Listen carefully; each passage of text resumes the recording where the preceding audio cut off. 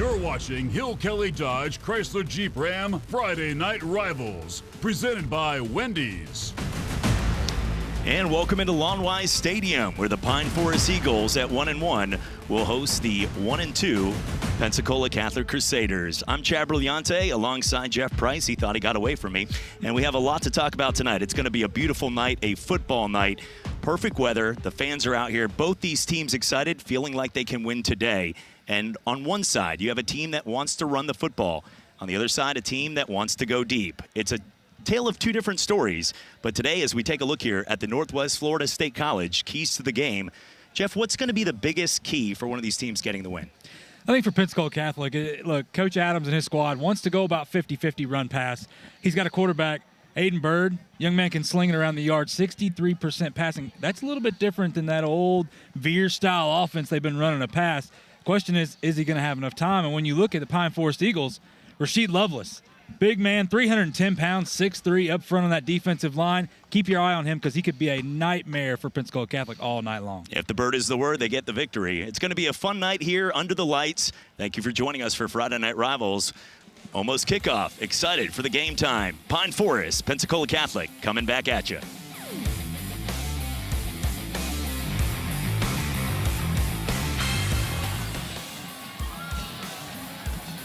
And we are ready to go for football here from Lawnwise Stadium. The Pine Forest Eagles and the Pensacola Catholic Crusaders. Chad Brillante alongside Jeff Price. And, man, what a beautiful night for football. It seemed, we're up here on the roof, beautiful sunset, and we're ready to play on a night where both these teams, Jeff, they got to feel comfortable they can get the win. And you got two teams, different styles. With Pensacola Catholic, a lot of their star players are young. Pine Forest is a team, though, that wants to win and control the possession. Ronnie Douglas did it at Tate. He had a lot of great teams, and he brought that mentality to Pine Forest where they want to control the clock and win. And tonight should be a great one. It's going to be a close matchup, I believe, and both these teams feel like they can get the victory. I really feel like, obviously, both these teams coming off of wins last week. St. Stanislaus, boy, the Rockachaws. If you talk about a mascot, the Rockachaws over in Mississippi, for Pensacola Catholic, they got the win. It was a good win to get back on track after two tough losses for Pine Forest, just drubbing PHS at the shutout 41-0. But I still have major question marks about both these teams. For Pine Forest, can they put up enough points against a good defense? And for Pensacola Catholic, can they score against a good defense? So, you know what? Offensively, I feel both these teams have a lot of questions to answer tonight. Defensively, I feel pretty good about them, though. Well, for everyone watching at home, it should be easy to know whose colors are which, as the Pensacola Catholic Crusaders will start things off in a pretty good return out to the 24-yard line. And you're going to see a lot of guys making plays. That was Tyquan Stabler, averaging about 60 yards per game in the air. And they got a lot of speed here, Jeff. Yeah, absolutely. For Pensacola Catholic, it's let's check out the starters right here for Pensacola Catholic. Well, let's talk about some of them. You know what? I'm going to talk about, quarterback Aiden Bird. I talked about him in the open. You see him right there, that young man, number 3, 63% passing and completions. He's actually thrown the football 83 times already. That is very unlike this Catholic squad who loves to run the football about, 20, 30 times a game. But we'll see if he can open it up against a very good secondary. 4-wide shotgun set, a beautiful pass, a little bit too hard, but out of the hands. The old word is if it hits you in the hands, you should catch it. And on that play right there, number 21 trying to reel it in was Demontre Gaston, the sophomore wide receiver, but it'll be incomplete and now second down. See the Pine Forest defense right here, sponsored by Pete Moore. You got Rasheed Lovelace, talk about him in the open. Big 310-pounder. Douglas, Fink, Odoms, Nettles, McLam, Harris, Kelly, Thomas, Johnson, and Moore. Boy, that secondary, I'm telling you, that is a good secondary to keep an eye on tonight. And they want to go fast here as Catholic gets up to the line and is able to move the chains. Good enough for a first down. And they want to get the ball out in open space, as we talked about here. This is a team with a lot of speed, so they want to get to their playmakers and let them utilize. We've seen this before from Catholic teams, and Coach Adams' team wants to get going fast. It's a tale of two different tempos here tonight. Yeah, when you got a big defensive line like Pine Forest, how do you combat that? Quick passes. And the handoff, trying to get any room and nothing right there. Great job on the defensive front. We talked about the size and a nice play from number 7 on that tackle right there for the Jalen Harris, linebacker. He actually is second in the team in tackles. You can see right there the sophomore with a lot of speed up front. The big guys opening up the hole, and Harris coming in for the tackle. Well, that's what you need your linebackers to do. Let the big buffet busters up front open the gaps, and they fill them.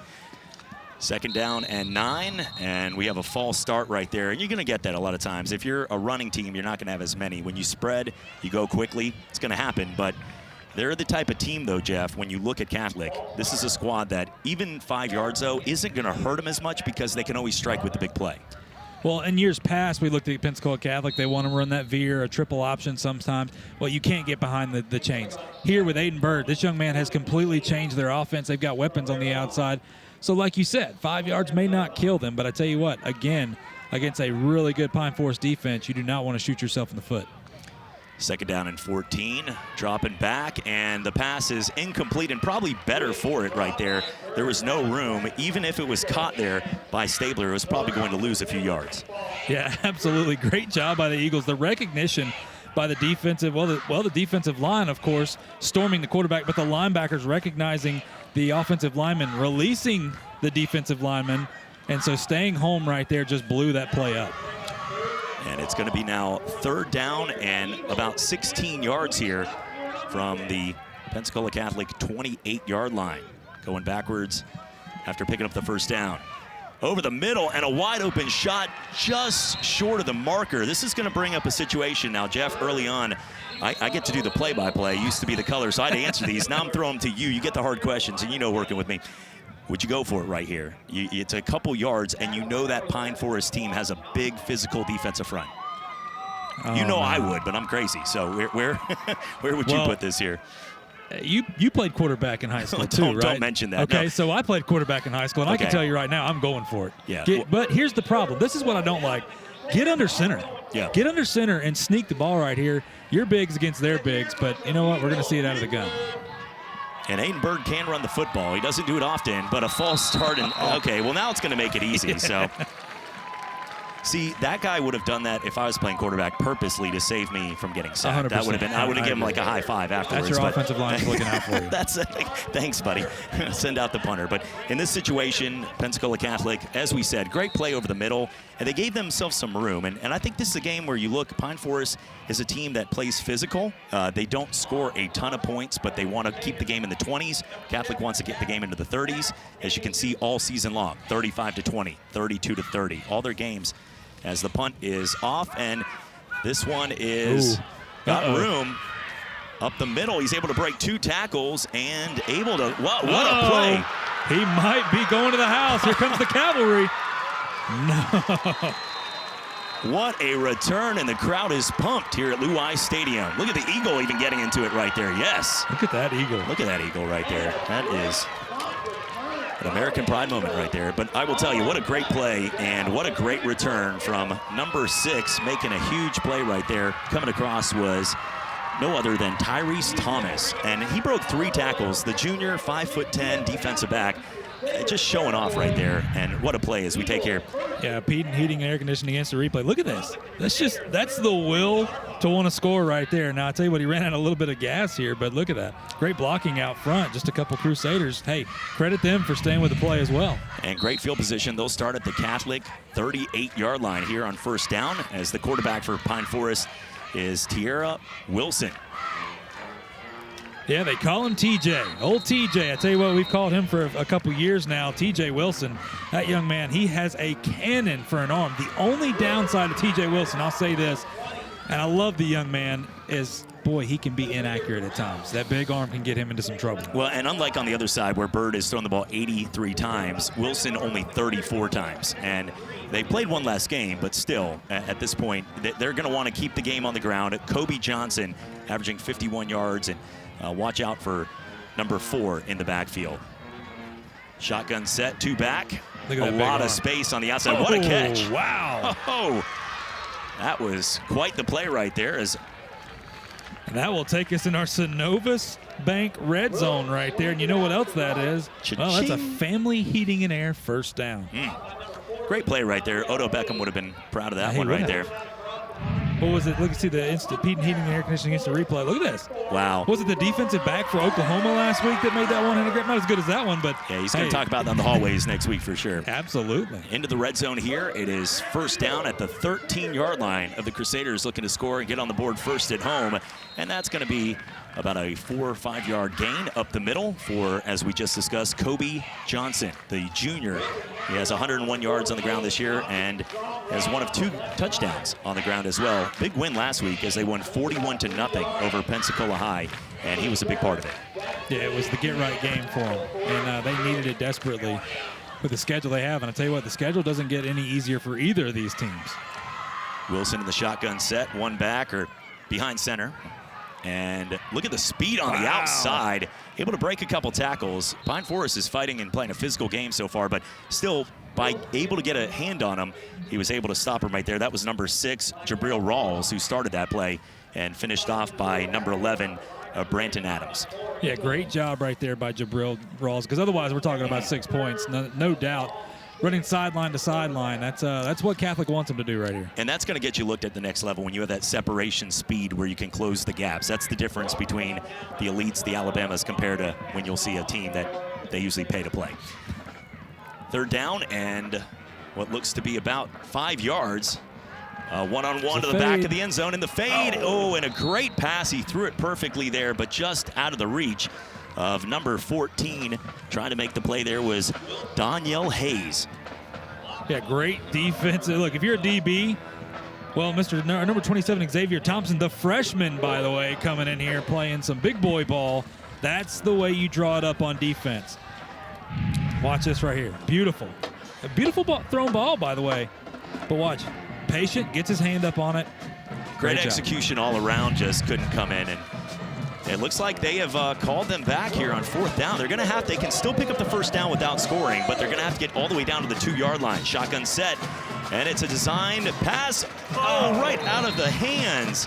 Actually, a really nice play there from T.J. Wilson, but in and out of the hands, and good defense right there from Pensacola Catholic, number 12, Jackson Majory on the play. What a great play as you see Majory, the sophomore, coming off the field. But you know what? 2 plays where, as a quarterback, you have to feel comfortable. Coach Douglas will talk to him on the sideline, but Jeff, they had a chance to score twice, and he put it in a position where the wide receiver could make a play. Yeah, I mean, that's all you can ask for right now as you're growing throughout the year. And T.J. Wilson still got a little bit of growing to do, but you know what? I like the call going forward on 4th down. Now Catholic is against the grain. Catholic gets the ball. This is their second possession of the game. Good defense so far on both sides. And that's a huge stop right there. You're on the road. You're a team that, you know, you just gave up it was 4th and inches. You're going for it. You get the false start penalty. You punt it away, and then they return it all the way down. It could have been that punch right there where all of a sudden they got to lead at home, the band, the energy here. Instead, you stop them. You got to feel like the momentum has shifted. Shotgun set, one back, the handoff. Goes to number 2 up the middle. Nice play right there on the run from number 2, and that was Tyquan Stabler. Yeah, Tyquan Stabler. So remember, if you're a Crusader faithful, you remember Wayman Jordan. Busted on the scene as a freshman 1,000-yard rusher. Him and Jacoby Jackson. Well, you know what? Wayman Jordan transfers to Escambia. Who's going to be the next? Well, bell cow, Tyquan Stabler, and he's doing a really good job so far this year. Rolling out to the right and on the run. Now, that throw right there, it looked good. I mean, that had some Brett Favre gunslinger-esque right there, but the pass from Aiden Bird was in traffic, and actually, to tell you the truth, they're probably pretty lucky that was incomplete. There was 2 defenders right there. If Pine Forest would have put their hands up, had a chance at that pick. But in this situation, no harm done. If they can get a good punt away, we'll see. Once again, we get to watch the Magic Man here early on after a huge return right there with number 6, Tyrese Thomas, already with a 38-yard return on his first punt. He's lined up around the 35-yard line, so potential watch. They're going to be sending a lot of guys here to try to get that safety or even a block. Oh, beautiful punt. Great punt. About 10 yards over. And Zach DeJesus, great punt, young man. Not much room, and not only was it a great punt, yard-wise, but put it to the sideline where they couldn't get it. Absolutely. And looks like we got a water break on the field. We're coming back for more right here. It is the Hill Kelly Dodge Friday Night Rivals on WFGX. You're watching Hill Kelly Dodge Chrysler Jeep Ram Friday Night Rivals, presented by Wendy's. Back here to Lou Wise Stadium, still scoreless in the first quarter, 6:34 remaining in the quarter. And Jeff, so far, a great stop there by Catholic. And Pine Forest able to get some yards. This is their second possession. See if they can build on the momentum. Good field position. Once again, the second time they'll start in Catholic territory. And it looks like we've got ourselves stoppage on the play. And it looks like signaling offsides. Yeah, good old encroachment. And that's a tough one, too, because it didn't look like it was movement. It was just lined up offsides. And they'll do that if for the folks that don't know, for the safety of the game, they've changed a lot of the rules. As we both said, playing quarterback, they used to just have the licking. That was your time. You're going to get 5, and you're already across, so why not take the hit? But making sure the safety of the game, you're going to see a lot of times if there's any movement toward the quarterback or it looks like he's got an open space, they'll stop it and not allow the play to go. So now it's 1st down and 5 at the 42-yard line. And on the read option handoff. My goodness. That's quite the tackle. And, you know, the funny part is, that was right there, number 15, talking about Fuvai right there. Well, that's a play that I believe it's his cousin or his uncle. I want to make sure that that's right. It is it is. His uncle is Roman Reigns, and he would have been proud of that moment right there. So, well, that makes sense. Why he just manhandled him. That was a play that people would have paid the price of admission to go see on WWE with that body slam right there. Might be going to SummerSlam with that one. Here we go. It is now 2nd down, almost losing the yards that they gained on the encroachment penalty. It's 2nd down and 8. Couple nice juke moves right there, and that ball's into traffic, off of the hands. Wow, that one could have been dangerous right there, but off the hands of the defender, intended for right there. Jabril Rawls is the one that made the play, but intended for number 11 on the play right there was Daquan Johnson. Plays on both sides of the ball, the senior and one of the leaders. I think that might have been Daniel Hayes. Okay, Hayes. All right. It's hard with these numbers, by the way. These red. It's a little hazy to see that number right there, I was going to say. All right, it's 3rd down and 8 at the 45-yard line of Catholic. 5 minutes and 44 seconds left here in the first quarter. Dropping back. Beautiful pass right there from Wilson. And the speed up the middle. He is almost just tripped up on the play. And that is Lamont Green, almost to the house. And that is one Pine Forest. Wow, look at that speed, the separation speed once he made the play right there. Able to break it all the way down to the 5-yard line. But that was created by a great play by T.J. Wilson, getting outside the pocket, getting separation, as you can see here on our Heaton and Air instant replay. What a great play. And then look at this speed right here. But also a shoestring tackle right there. That's one Florida State could have used against Jacksonville State. Looking right up the middle, and a touchdown. Pine Forest Eagles. Kobe Johnson, his 2nd touchdown of the year, and the Eagles soaring high here early on the board, 6-0. It didn't even give me a chance to get the Family Heating and Air 1st and 10. Also with the Synovus Red Zone, they went right after it. You see the Heating and Air. Watch this. Great job up front by the offensive line. You could drive a Mack truck through that hole, and Mr. Kobe Johnson said his name grow over the past few years, doing a great job putting it in 6. Gets into the Synovus Red Zone and gains some interest on that one right there. We got a little swinging gate action. That's what it looks like. Going for 2 they're here. going for it. Once again, one-on-one coverage. He's got the room on the outside. Great defensive play. What a great play. One-on-one coverage there in the back of the end zone. Right there was Jackson Madry. Nice play by the sophomore. We're coming back for more. It's the Hill Kelly Dodge Friday Night Rivals. You're watching Hill Kelly Dodge Chrysler Jeep Ram Friday Night Rivals, presented by Wendy's. Look at the smile cam right there. The Eagles smiling as he should be after the touchdown. 6-0 lead right here. Home of the famous Lumineer Dental Veneers and ranked in the top 3 of dentists. Having an opportunity to be a great sponsor here of high school football. What a great return right here. Heading to the 50, to the 45. He's got one blocker. What are you doing, young man? No! Tyquan Stabler, great return, but run away from him. Don't try to run over him. I know he was trying to read his blocks right there, but you know what? If you've got him standing flat-footed, go left or go right. Don't go at him. Oh, my goodness. Oh, we could have been talking about 6. Watch this. Great job blocking, by the way. Oh, just left right there. And look, Johnny on the spot. Yeah. Number 9, Cameron Kelly, just saved 6 points. It looked like Davis Highway traffic right there, trying to get through at the end of the day by Olive. Ooh. And that pass is incomplete. It's going to bring up now 2nd down and 10. You know, they're trying to get it out quick. What you've seen here early on, Jeff, you've seen Catholic, they're going to stay at their same pace. Coach Adams, they're not going to take the foot off the gas pedal. And in this case, being down, you want to even go faster. But on that play right there, they're trying to get it real quick out there. I think it might be a good time maybe for a play action strike, knowing that they're seeing it and they're reading it short. Great job. Great throw right there.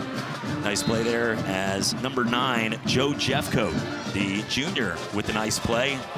A lot of length and able to make the play, and it's going to bring up a now 3rd down and short, 3rd down and 2 here after the great return at the 34-yard line. And if you're Pine Forest, if you can find a way to get a stop, you still got to stop them here on 3rd and 2, but after that return, you got to feel pretty good.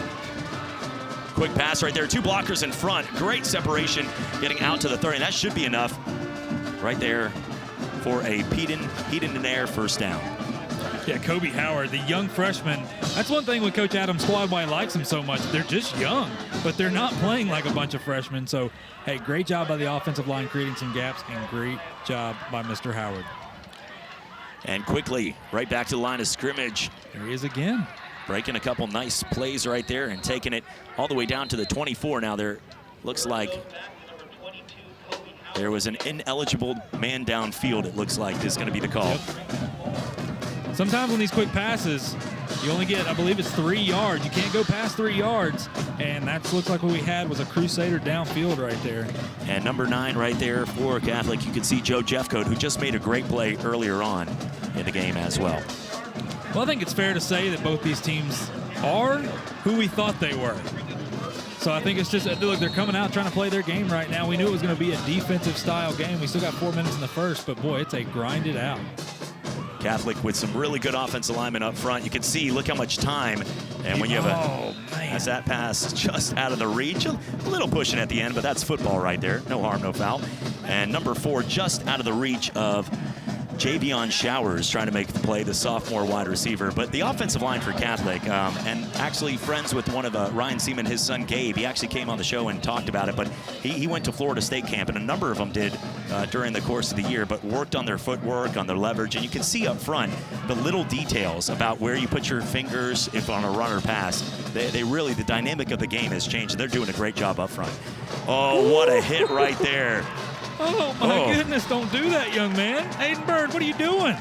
Leaving your guy out to dry. DeAndres McLamb. Boy, big Mick Lamb coming in, laying the wood right there. You talk, as a quarterback, we all know this. Don't lead your guy into another defensive guy. It's never going to end well. And, boy, Mr. McLamb kind of You're not going to silence the McLamb on that one, I'm telling you. That was hit right there. What a hit. And I'm going to tell you, that was one where this is a guy – you might see that on SportsCenter later. We'll see. Looking right now, 6-0, 3:27 left. It's 3rd down, and that is a clear false start. Sometimes we don't even have to say anything. No, we do not. But you know what? You talked about we might see that on SportsCenter. We definitely might see that on Prep Football Final tonight with Dan, the man Shugart, right there, coming in at 11 o'clock. Always check it out. Doing a great job. Again, after Channel 3 News, tonight at 11, there he is. Man, Mr. Shugart's been doing it for a long time, ever since I remember playing my games at Northview and getting racing home if we won, only if we won. I've been privileged here over the last decade to work with Dan as well as you, and just a class act all the way around.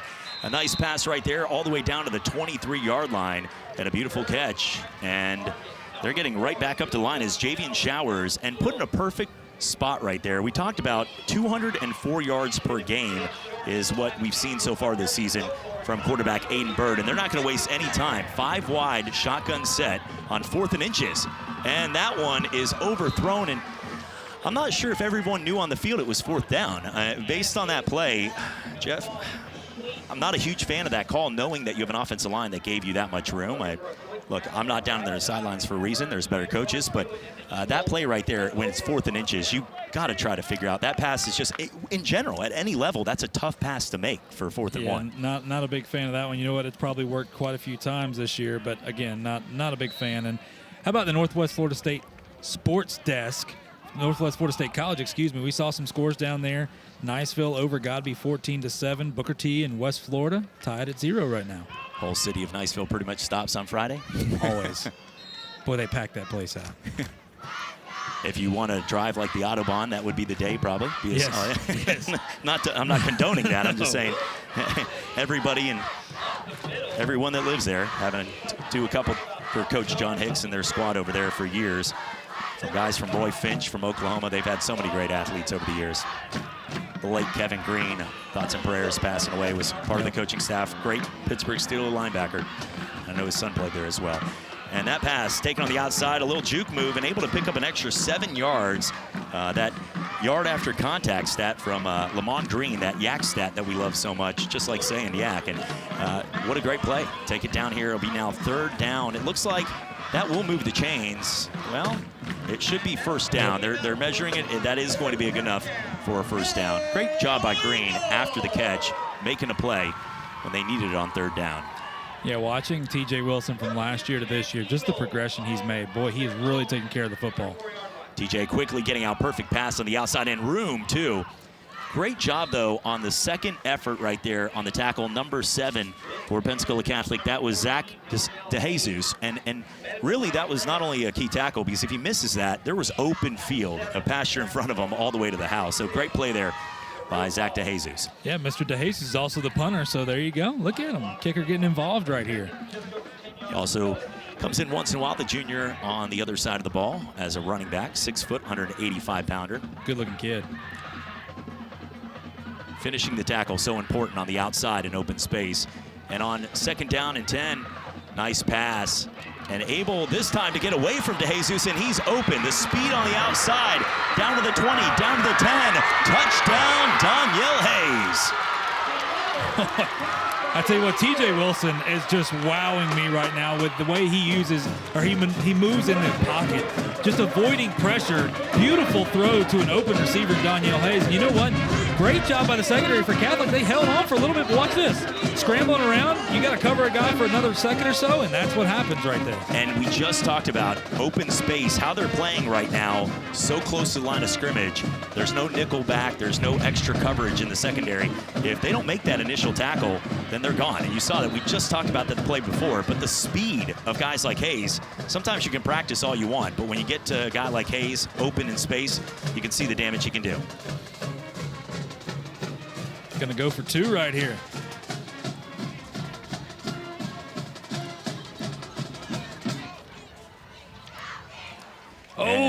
And on the 2-point conversion, they are... That's good. I tell you what, T.J. Wilson faked me out right there. Great job on the zone half read. the team as well on that, as they're able to get in really untouched from the 6'3" quarterback. Look at him. That's the easiest play he's going to make all week long, and nobody thought he had the ball. They were tackled into the heating and air after the 1st down, and into the Synovus Bank red zone for the touchdown. You can see, look, the tackle. Everybody's like, there he goes, and he just walks in right there. Until goodness little gracious. dap at the end, like, yeah, I saw you got 2. And they're able to get back the points earlier that they didn't. Right now, you know, we talk about it and looking at it, this is an amazing start right there. And, you know, catch the 29th annual Soul Bowl at Blue Wahoo Stadium on October 2nd. It's going to be a great event. It'll be played at Blue Wahoo Stadium, and an opportunity, full day for the youth. Festival Pits, crosstown rival SYSA Tigers against the East Pensacola McGee Field Rattlers in 5 different age divisions. The fun-filled day at the ballpark will begin around 9 a.m., and they'll have games from 10:30 all the way through. For anything with the media inquiries, please contact Daniel Venn at dvenn@bluewahoos.com, or give him a call at 850-934-8444, extension 211. Daniel does it all. He takes great photos, and one of the nicest guys, too. I mean, I'm not going to judge, but every person I've ever met from Minnesota is always nice. But he is like the most friendly person I've ever met and worked with him for years. And I tell you what, on that note with Daniel Venn, we also got to make sure that, you know what, this is made possible through the support of Troy Rafferty. We know what he does. Levin Papantonio Law Firm, Cox Communications, Lumon May, Quint Studer. It takes a village to make things like this happen. Again, the 29th annual Soul Bowl, 29th. That's a long time, and now that we have Blue Wahoo Stadium, boy, what a beautiful venue. And there'll be vendors outside the stadium. It's going to be one big party. Absolutely. The Blue Wahoo Stadium UWF game canceled this week because Fort Lauderdale couldn't get enough players, but they can change that thing. They even have Airbnbs where you can stay with groups of 10. It's just an awesome time down at Blue Wahoo Stadium. And on the exchange right there, nowhere to go. Right now at the line of scrimmage, we know the size for Pine Forest up front has been there, but Kobe Howard trying to get separation, but there was no gap. You really, inside the numbers, if they do run it, this is more of a 60-40 pass towards rush team here, Jeff. But if they're going, that offensive line has really been the key for Catholic up front. They have huge guys up there in that wall, as you can see here. Running on the outside is going to be tough because the speed, it seems, of the game is in favor of Pine Forest. Yeah, that offensive line can't just run down the throat of this defensive line of Pine Forest. They've got to try to use that speed. The only problem is Pine Forest is pretty darn quick themselves. Great job getting outside the pocket, and look at that as Do not jeter it when you're playing quarterback. I know there's been the new Karate Kid on TV with that one right there, up in the air. Oh my goodness. Cobra Kai in it, but he couldn't get that one, and it's going to bring up now 3rd down. And, we've seen a couple of these passes, but that's how they play. I mean, sometimes people go, wow, that was risky. When a team does that, when it works, we all celebrate and watch them score, and they've done this. This is a team that has scored in their games 20 points, 30 points, and 29 points. So a team that averages 4 touchdowns a game. They know how to run their system. They've been doing it well. So continue to do what you practice every day. Oh! Big time hit right there. Wow. Was that was Mr. Rasheed Lovelace. Boy, I tell you what, hey, young man, he's got a couple Division I offers, UAB's one of them, and boy, that's a load right there, 6'3", 310. It's one of those that he's 310 pounds, but 310 pounds of a diesel train coming at you. It's not sloppy. No, ain't nothing sloppy about that young man. No. Looking here as they're taking a look with the start of the second quarter. So we're coming back for more as we get set to go. 14-0 Eagles going to the second quarter. You're watching Hill Kelly Dodge Chrysler Jeep Ram Friday Night Rivals, presented by Wendy's. Ready to go here for the second quarter, and that's something that, for the first time, and you see people in turtlenecks and jackets, and you can do what you want, but I mean, it's still 70 degrees out here, so we're having a good night. Beautiful night for football, but always good time for a little Kona Ice right there. They're like the new ice cream truck that looks cooler with the penguin on it. Little Tiger's Blood? Oh, yeah. I do it for Leighton, not me, that I take down too. Zach DeJesus, how about that punt? Beautiful. And they're able to break a couple tackles and get some open space. Finally able to take it into Catholic territory at the 49. Now, so far, Pine Forest is playing with a little more, I'm going to say, energy on special teams. When it comes down to it, the tackling, a lot of times tackle by the numbers, drill into it. Jeff, 5 or 6 times breaking through. I know these are some strong, fast kids, but still, they got to do a better job once they grip on to make sure that they're getting them down, because they've after contact, they've had way too many yards to make Coach Adams happy right now, down 14-0. I think it's just the speed is the difference. Both teams are being pretty physical right now, but the speed is the deciding factor. But you know what? That brings up a Pensacola State College 1st and 10 for us. Starting in Catholic territory for the 3rd time here tonight. And a beautiful run up the middle, shoestring tackle right there from Pensacola Catholic. Able to get that. Number 6 was, I believe, on that tackle was Kobe Johnson, and nice run up the middle. Number 6 for Pensacola Catholic making the tackle, and that was Jabril Rawls. So Rawls on the tackle, but not before Kobe Johnson picks up 15 yards and a Pine Forest Eagle first down, brought to you by Pensacola State College. Nope, there's a pump fake. Well, play action's got all the time in the world. Look, he's got a wide open man. There it is. What touch. Wow. Whoa. Magic Man out there making some plays. What a play, wide open, and what a great pass. Now, Joseph Garrett is 5'3", so it's not like he's waving people down out there. He's the smallest guy in the field, but the touch on that play, rolling to your opposite shoulder, forget about it. That's about as good as it gets right there. That's T.J. Wilson last year. You see our heating and air instant replay. Watch this. Beautiful. Rolls out. T.J. Wilson last year overthrows him by 5 or 6 yards. The touch he just put on that's the progression. I was interested to see how he was going to progress this year. Beautiful. Absolutely beautiful. But that doesn't happen if you don't take a look here at the offensive line, the guys up front that made that possible, because you're talking about those guys, Jabari Andrews, the guys like Dale Fountain and Darius Brown, Jace Whitney, even the tight ends, Jonathan Daniels, those guys up front making it happen. Without them, that would have never been there, and Tavion Butler as well. I'm telling you, the offensive line giving him enough time for the separation, not putting the pressure, so he felt comfortable making that. The guys up front, they don't get enough love. No, and I love Ironman football coming from a small high school, Rasheed Lovelace. We see how dominating he is on the defensive line. He's out there on that offensive line as well. You got to love it. And when you're getting offers, to be able to play on both sides, knowing that you can get injured at any time, that's a kid that wants to win games for his team. Absolutely. And look at this, muscling this ball in. Wow, able to stand up for the touchdown right there, and he puts up the guns. Woo. My goodness, young man. T.J. Wilson. Another touchdown from the junior. What a drive. What a great drive for the Eagles, and what a first half. As we take a look here at the heating and air instant replay, and what a great run. He's able to take 3 guys dragging defenders into the end zone. And the Pine Forest Eagles coming into this game at 1-1 built a lot of confidence last week after a 41-0 win against Pensacola High. And you can see they're playing a lot different than that first week loss. And the kick up, and the kick is good. He squeezed it through. Just has to go through the uprights. Coming back, 21-0 Pine Forest over Catholic in the second quarter. You're watching Hill Kelly Dodge Chrysler Jeep Ram Friday Night Rivals, presented by Wendy's. And seeing it right there in honor of Ladarius Clarity, and long live Ladarius Clarity, number 2. He was at Kennesaw State, a great young kid. I met him when he was little. LD, his dad, working with Warrenton Youth Sports. And when I first moved here, we became friends, and a great run up the middle. Catholic getting a separation right here. Awesome job. Want to make sure everybody gets their love here today as number 22. What a great play by Kobe Howard. A great return and into Pine Forest territory. This will be the first time tonight that the Catholic Crusaders will start inside Pine Forest territory. But to go back to that, he was just a great kid, and like I said, I remember when he was a wee little kid coming into the old ESPN studio, and we were talking, and his dad, cousins with Trent Richardson, learned a lot from the family. Just a good guy. Trent brought it back a lot to the community when he got drafted from Alabama. But man, just a tough situation for anybody, and our heart goes out to the whole family, the Pine Forest family, and everybody in this community.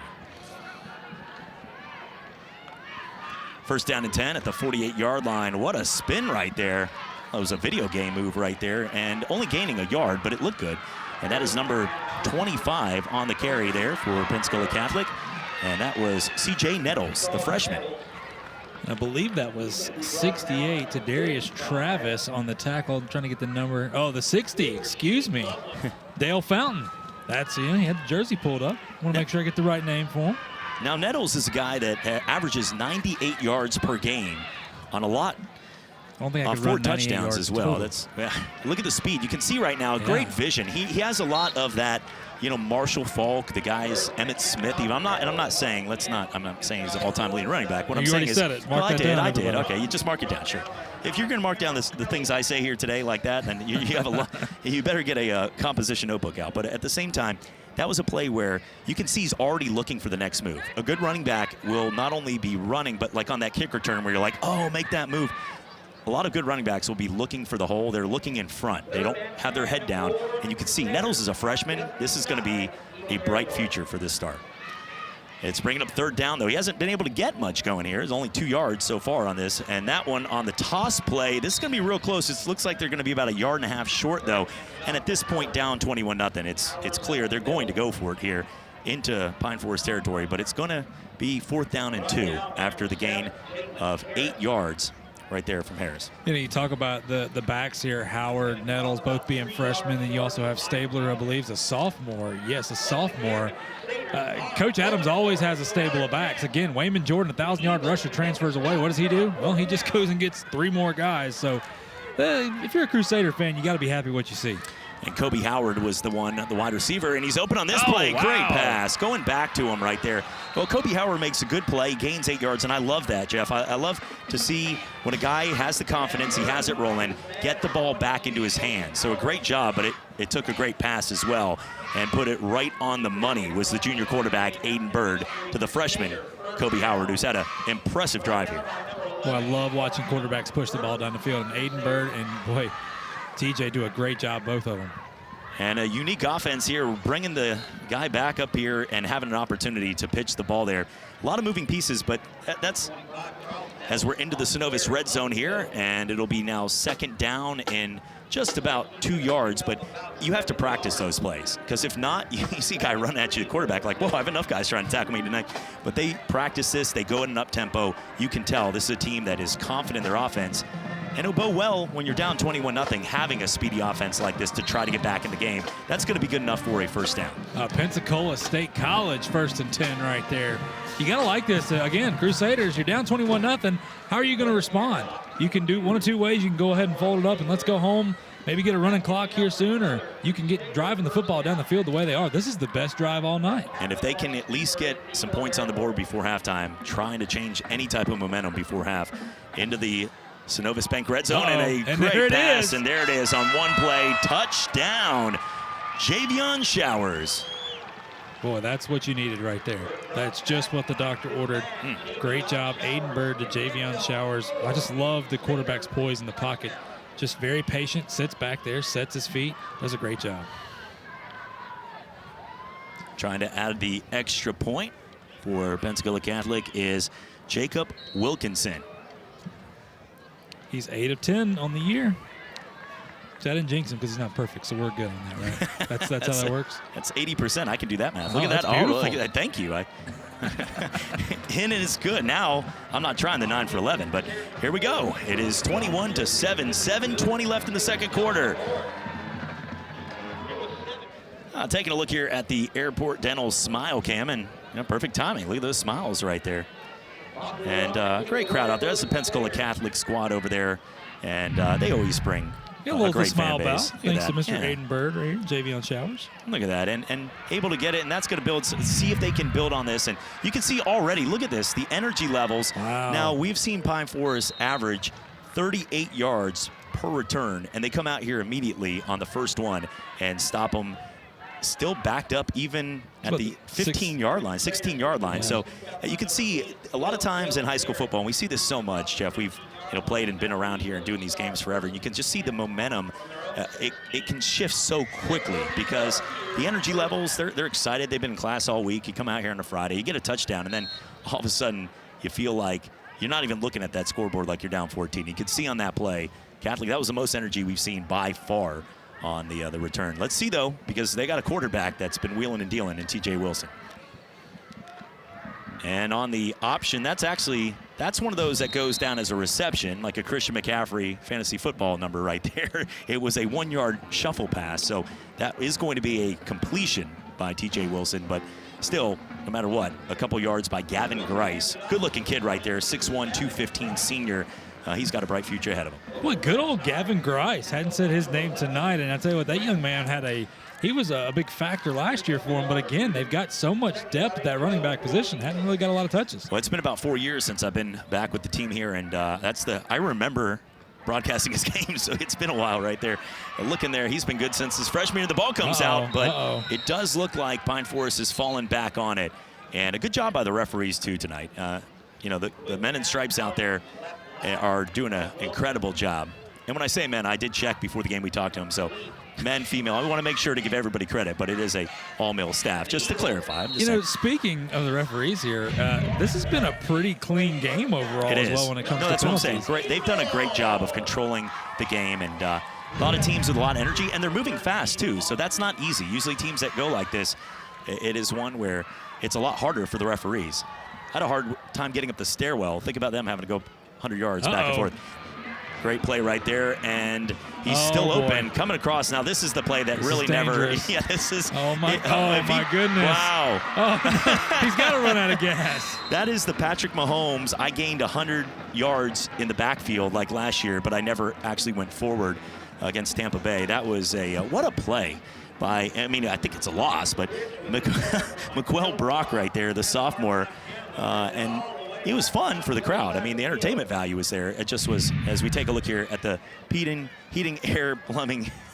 Yeah, I don't think Coach Douglas is going to. No, that's where you have to just go forward. He's going to tell this young man, yeah, I think you're going to go ahead and just set your helmet down for just a minute. We're gonna talk to you. We're gonna get this straightened out, but you don't need to run 75 yards to lose 4 or 5. No.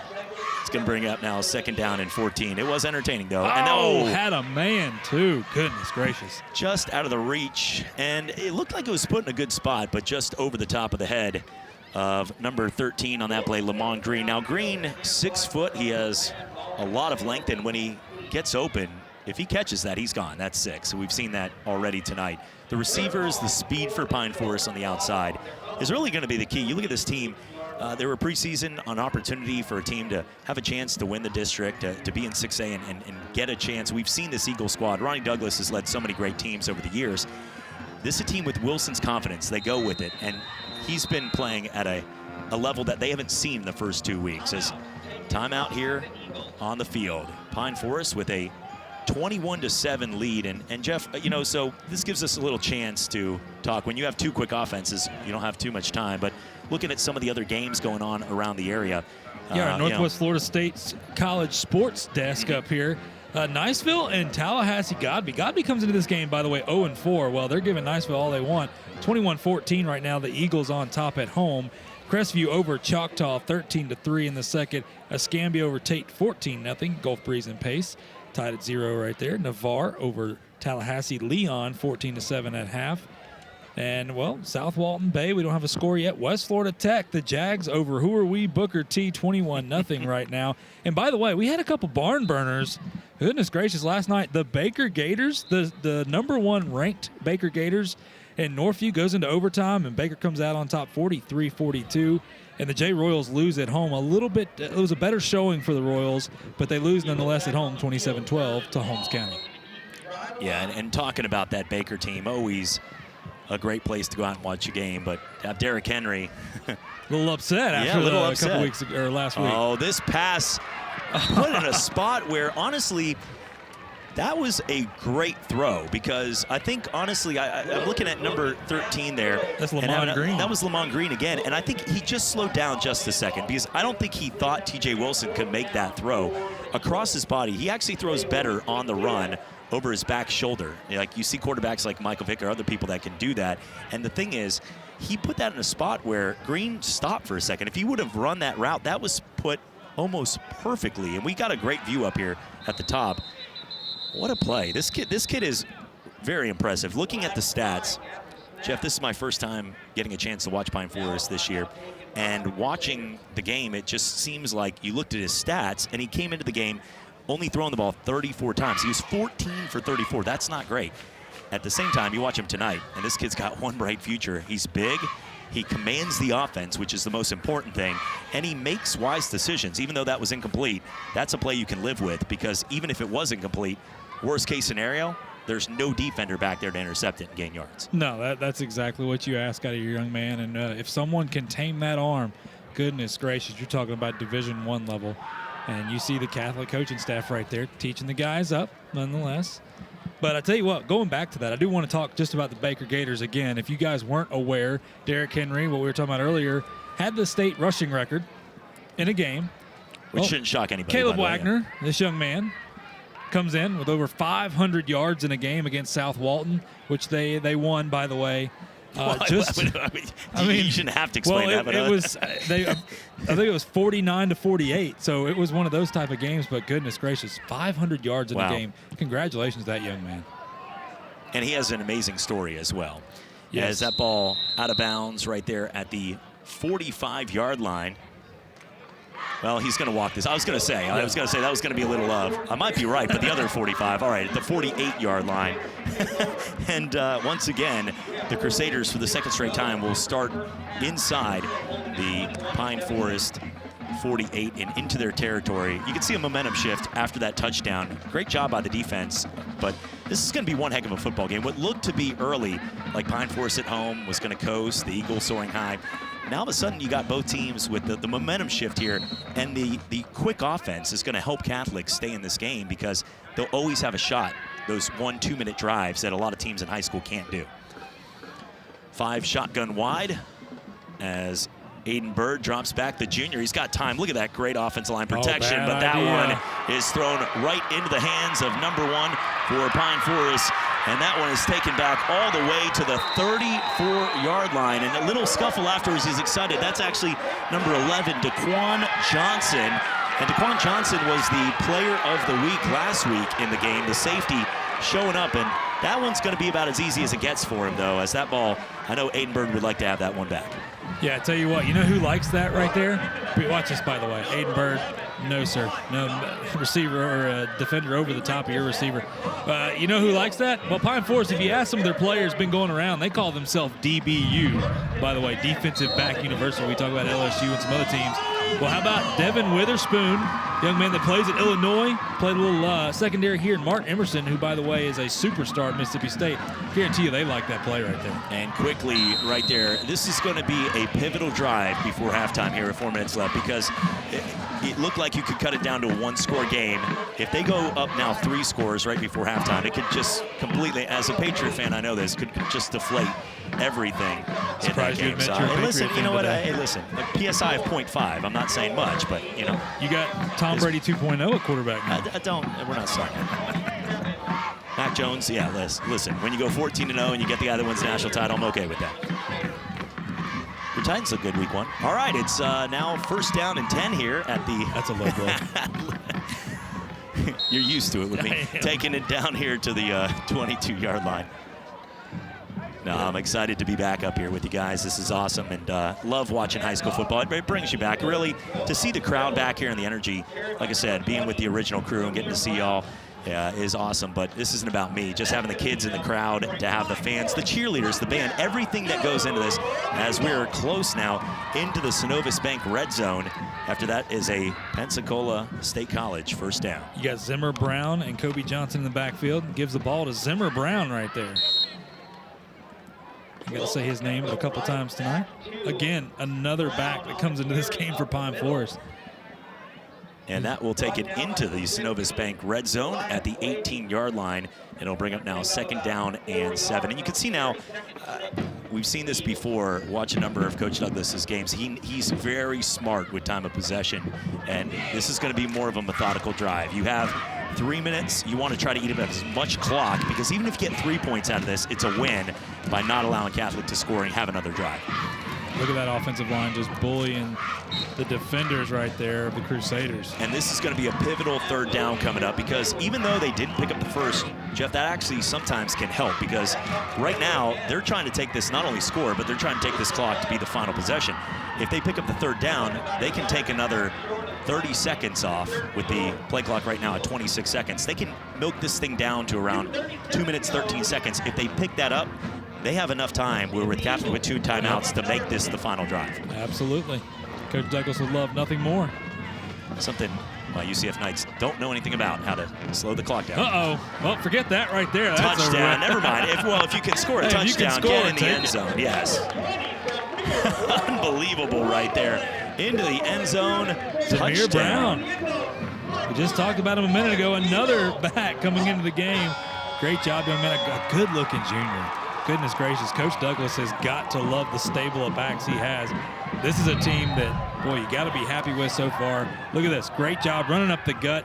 Great green blocking right there by the offensive line. Offensive line right there, number 65, I believe that was, Darius Brown, opening up the hole, parting the Red Sea on that one for him. The extra point is no good, but a little bit of a shift right there as Pine Forest now up by 20. And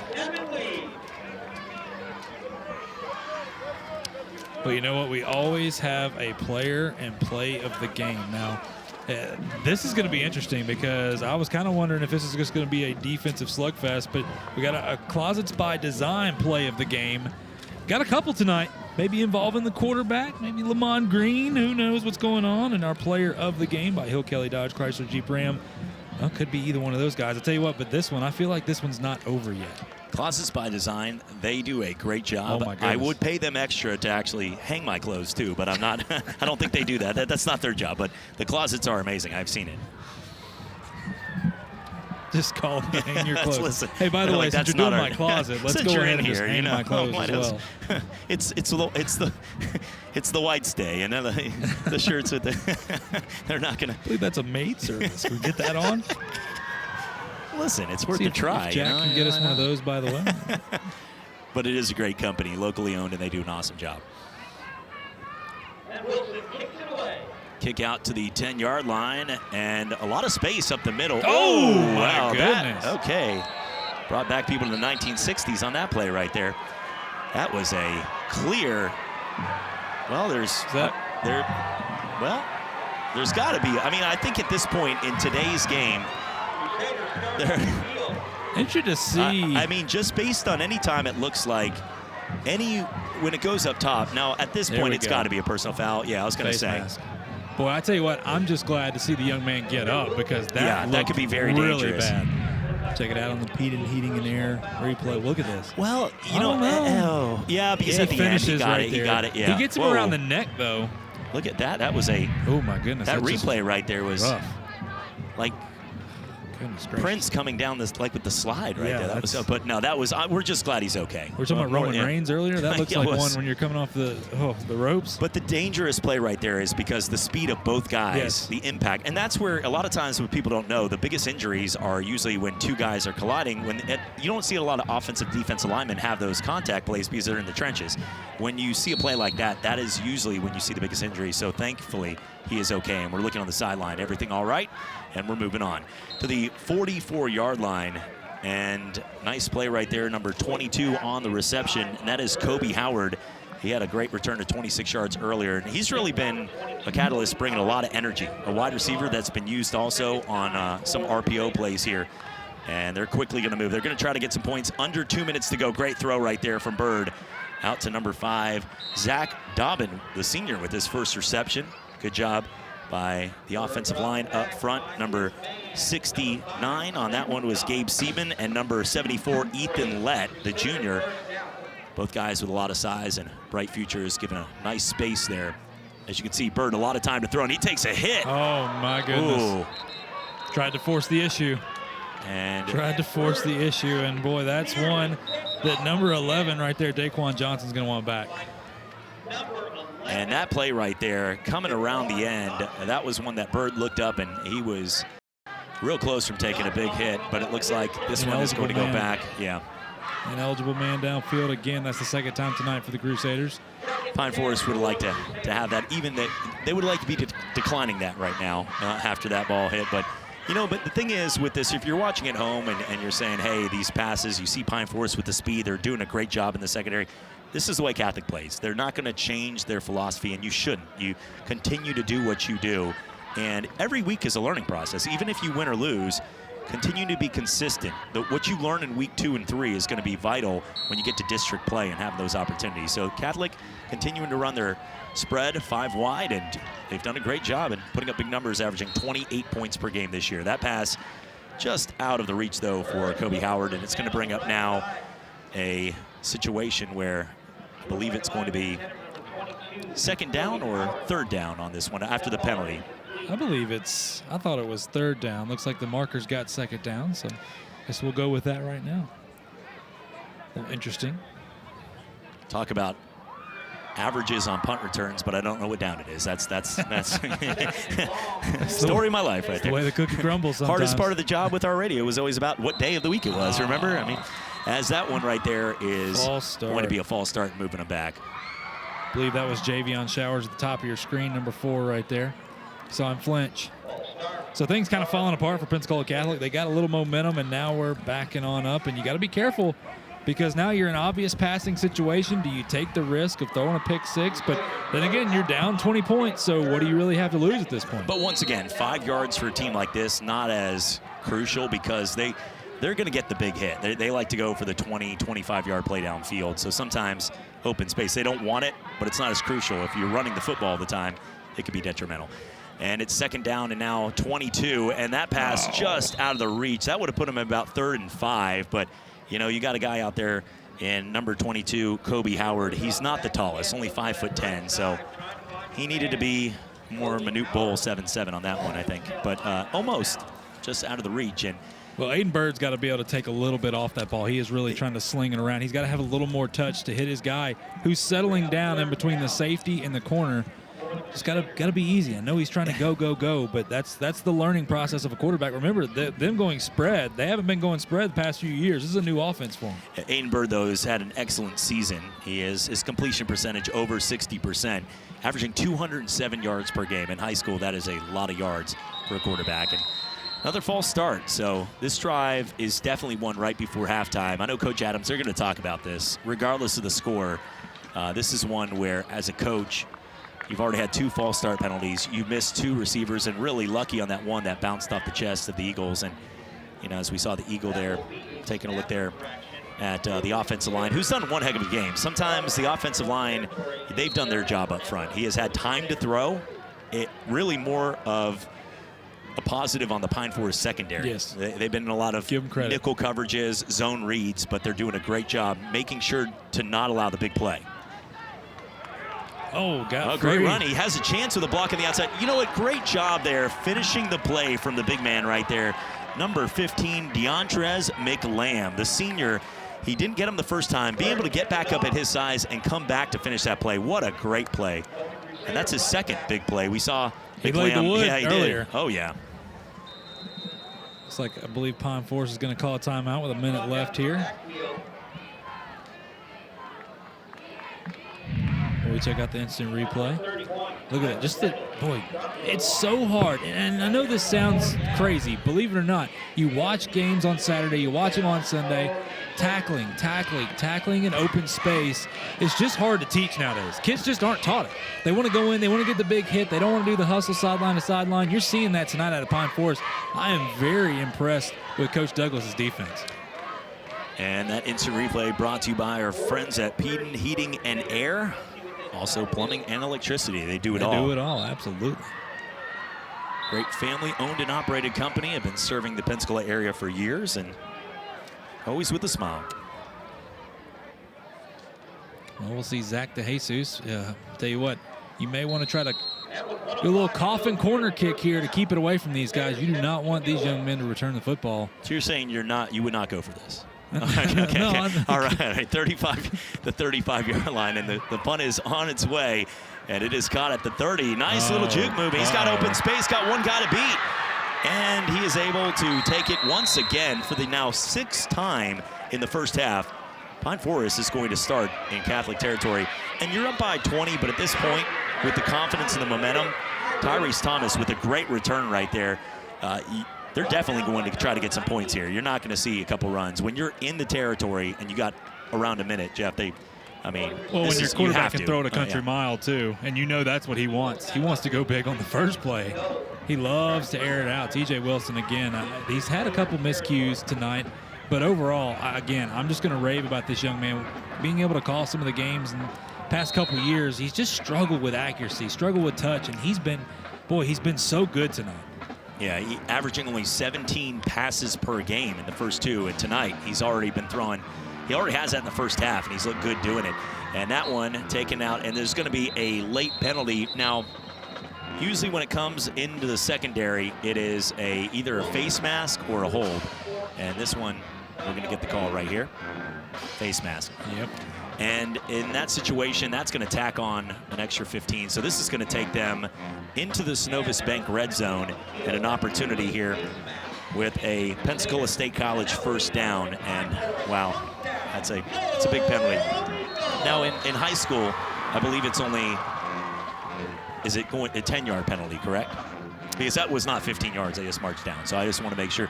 Maybe they still have the incidental 5 in high school. Okay, that's what it is. It's been a while since, laundry. you know, I don't read any rule book, let alone you golf with me. But, I mean, at the same time, having to deal with that, you know, looking at. And a false start, so they'll take some of that back. Hey, the big thing here now, so obviously Pine Forest moves back 5 yards, but look at that clock. They only got 23 seconds left. They still have a timeout, but still, you eat about 20 seconds off. Tell you what, Catholic, if they can find a way to keep them out of the end zone here, be huge. Pine Forest with a timeout left, too, as the clock begins to run. First down and 15.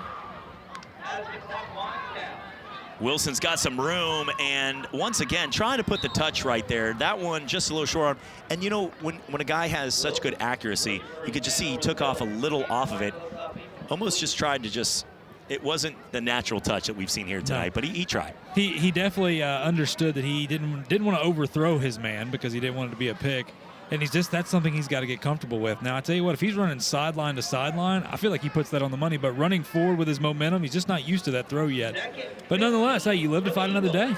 And we both had an opportunity to pitch in college. You were good, I was not. But to get to the point here, though, was, you know, you see when you're pitching, a lot of times the hardest thing to do is you can't, when you're, you know, intentionally walking or somebody, you can't, it's hard to have that touch. Uh-oh. And that ball over the top, and it is intercepted.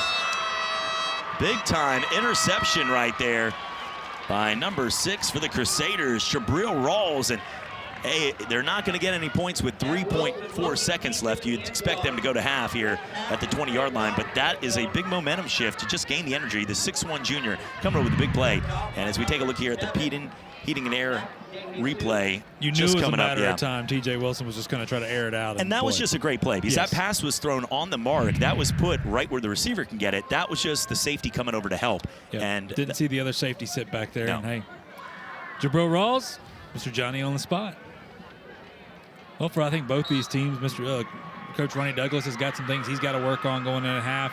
When you look at Coach Adams, obviously they had some bright spots. Look, they've been able to move the football. They just haven't capitalized. So both of them Coach Adams may not be happy with what's happened so far, but he's got some positives.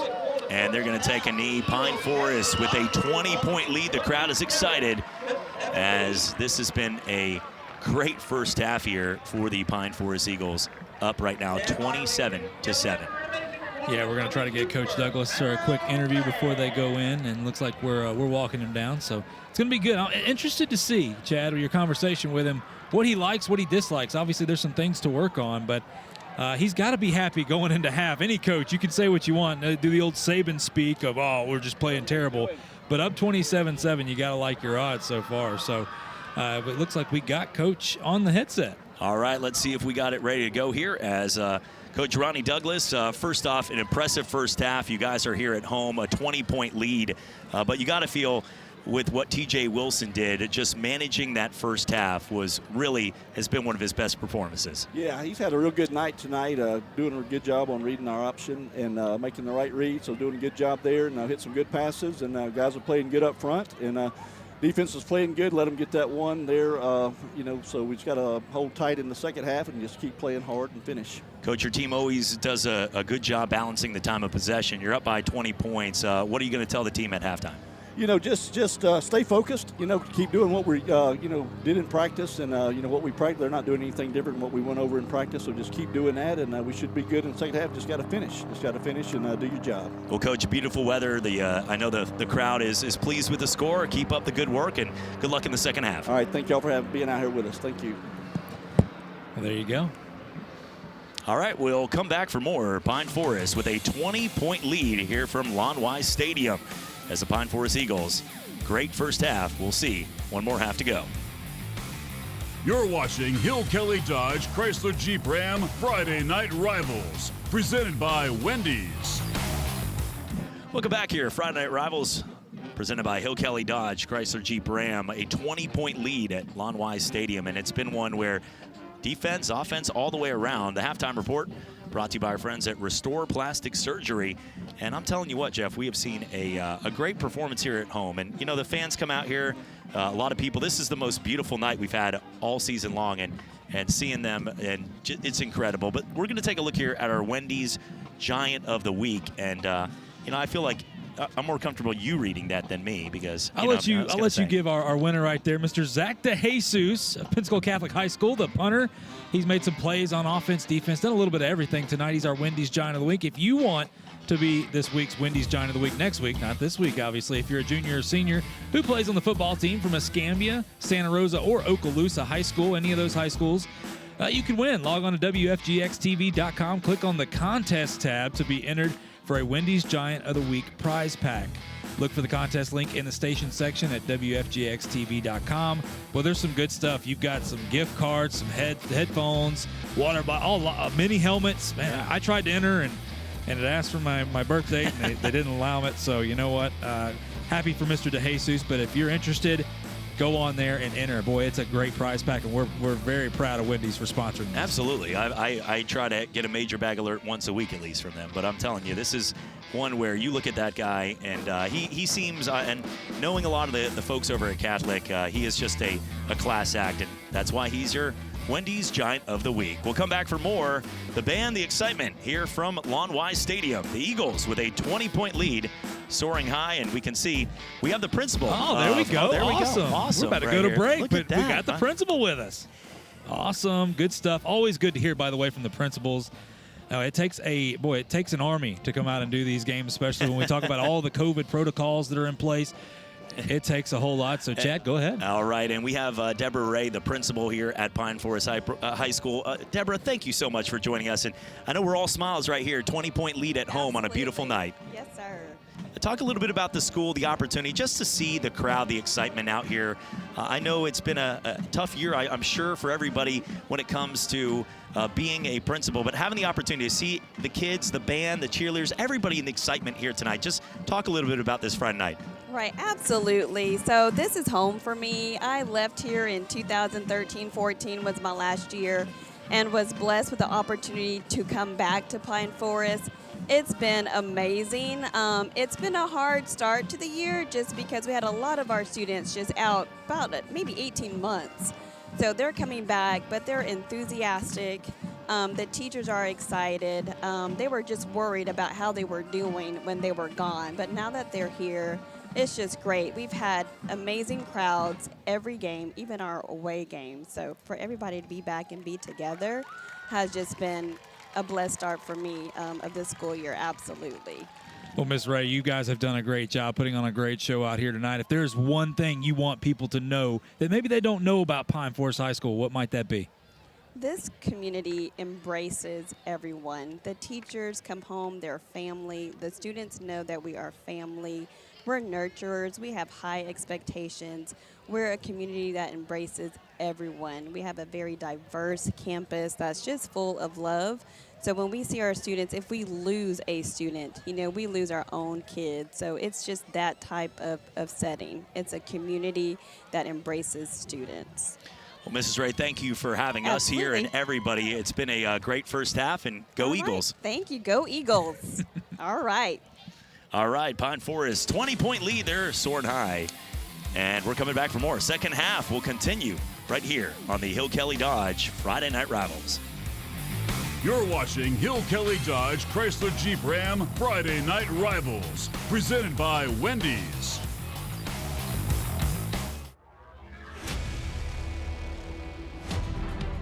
Trying to do a bubble screen. Interception by the Warriors. They're going to try to take it all the way back. Seth Hampton into the end zone. The defense put 6 on the board. Shotgun snap. Drop. Picked up. Good job by Ricks picking it up. Throws left. Has one-on-one coverage and a catch. What a catch made that time. Great catch. Under pressure. Dumps it off or tried to dump it off to the tailback. Incomplete, but we do have a flag on the play. Now, was this a lateral or was this an incomplete pass? As Bennett picks it up and rumbles into the end zone. There's a short kick, though. There's a bad snap once again. He gets the ball away, and everybody's going to clear away, but except for Elijah Ray. Ray's going to pick it up. He's going to go down and into the end zone for a touchdown. The screen, it's intercepted. Taken out of the air, the lineman screen, he rumbles into the end zone. Steve going outside. They're going to have to punt the ball away. It's blocked. It's blocked. You get his feet in. That's a touchdown. Swaim strung out, not gonna get it.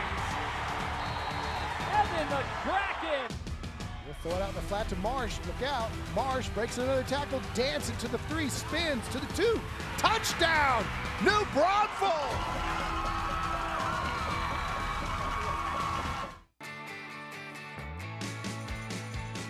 I'm Dr. Ben Braun at Restore Plastic Surgery. Here at Restore Plastic Surgery, we support high school athletics because it helps kids develop important characteristics and skills that will serve them throughout the rest of their lives and help them contribute more to our community and society as a whole. One of the most important characteristics of successful people is never giving up, which we refer to as persistence or grit. And high school sports help teach kids that value by forcing them to keep trying and never give up. Another important quality taught by high school athletics is excellence. Excellence does not happen overnight. It takes time to develop excellence or mastery in anything. Another thing that high school sports teaches is teamwork. Very few people succeed or survive in life alone, meaning everybody relies on people around them to get things done and be successful and achieve a common goal. And high school athletics helps teach teamwork and teaches kids how to work with each other in a constructive manner to achieve a common goal.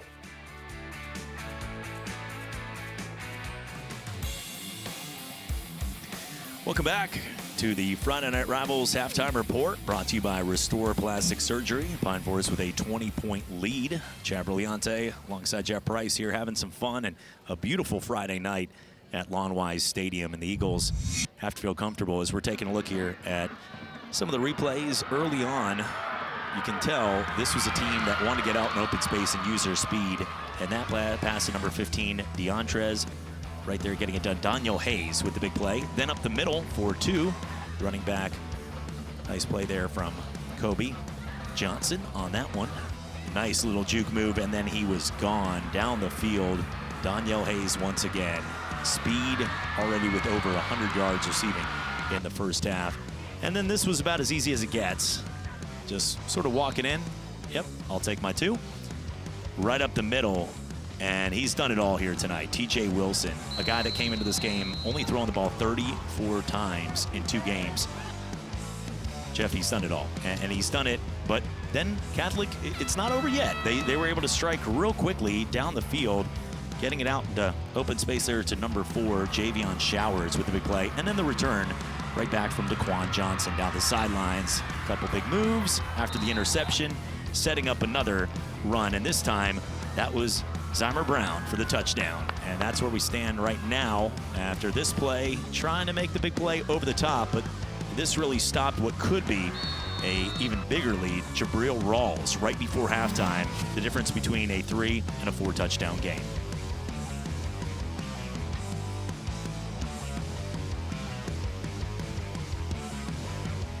Welcome back. Friday Night Rivals under the lights here, presented by Hill Kelly Dodge Chrysler Jeep Ram. 27-7 at halftime, the lead for Pine Forest. But we're here with Coach Matt Adams for the Pensacola Catholic Crusaders. Coach Adams, Jeff Price up here in the booth. Obviously, being down 20, not a whole lot of positive things going on. I do like your offense. Aiden Bird slinging the ball down the field. You've got some young guys, some freshmen and sophomores really contributing. What did you tell the guys in the locker room? Well, they just got to keep competing and quit making minor mistakes. We need to get some more big plays, get some momentum going our way. We've got to catch every ball thrown our way, make sure we make good reads, limit the penalties. Coach, last question for you. I'm going to let you go back to your team. Being down 20, do you change your offense? Do you throw the ball a little bit more, or do you try to stay that 50-50 run pass? Obviously, we got to be a little bit more pass heavy, but I thought we were pretty pass heavy there in the first half anyway. So we'll keep. We got to keep them off balance a little bit, but we definitely got to keep the tempo going and keep the ball in the air. Well, Coach, we appreciate the time and good luck in the second half. All right, thank you. All right, Coach Matt Adams right there for Pensacola Catholic as they are 1-2 on the season. Pine Forest 1-1, off to a good start. Taking a look here at the Crusaders. This is a team that they can put up points. In their last game, we saw them. They lost a game early in the season to Gulf Breeze. They turned around and lost a heartbreaker to Milton 32-30. Jeff, then a 29-14 win against St. Stanislaus right there. The Rocket-Chaws. The Stanislaus Rocket-Chaws. That's exactly, like trying to read signs in Mississippi, I just pass. I say pass, plead the fifth on that. And then that's from Bay of St. Louis, Mississippi right there. getting it done. And I'll tell you what, this is going to be a fun second half because you know that Catholic is going to move the football. The excitement, though, from Pine Forest, and I'm excited to watch T.J. Wilson and also Aiden Bird, both these quarterbacks. Obviously, Wilson had a better first half. However, Bird was making those throws where sometimes when you are one of those kind of gunslinger kind of mentalities, it's the difference between a 40-yard touchdown or a pick six the other way. But if you keep it up, we might see some of those highlight films for the best for the Crusaders. And I'm excited here for the second half. This is an entertaining football game. You might get stuck behind, you know, some of those milk the clock, get out of here, run, and win in the trenches. Some coaches like that. But this has been an entertaining game if you're watching at home. And you know, all these kids, we wish the best of luck. The sportsmanship's been great, no injuries, and the referees are doing a great job as well. Well, when you look at Catholic, obviously they're going to have to start on defense, but you talk about Aiden Bird, the Catholic quarterback. He's got to go through his progressions. He's got to continue to run their offense. Cannot force the ball down the field. If it's there, take it. But we've seen him throw a couple interceptions trying to push the ball downfield with time was a little bit limited for him. But when you look on the other side of the ball for the Pine Forest Eagles, boy, T.J. Wilson's just been phenomenal. Done a really good job. Obviously, it's going to be interesting to see if Coach Douglas tries to run the football a little bit more here, maybe get some more guys. Again, they have 5 or 6 running backs they can get in. Or does he try to build T.J. Wilson and push forward for the rest of the season? And Pine Forest deferred, so they will get the ball here to start the second half. And Catholic is having none of it to try to kick this one deep after what we saw. And probably a good idea. Well, still got to make the tackle. And that one is taken. It takes a couple players, but they're able to get out to the 38. And you know what? That was the biggest difference. You talk about how much you have to go. Well, you know, there's a lot of Saints fans in this area. They saw in the first week against Green Bay 5 touchdown passes from Jameis Winston, and it was a situation where they were, as it looks like there might be an injury on the play. So yeah, we're McQuill keeping an eye. Brock went down awkward. That leg kind of got pinned underneath him. You see him hobbling a little bit, but he is like walking. He's all right. Yeah, he's okay. The trainers are going to. He's going to be okay right there.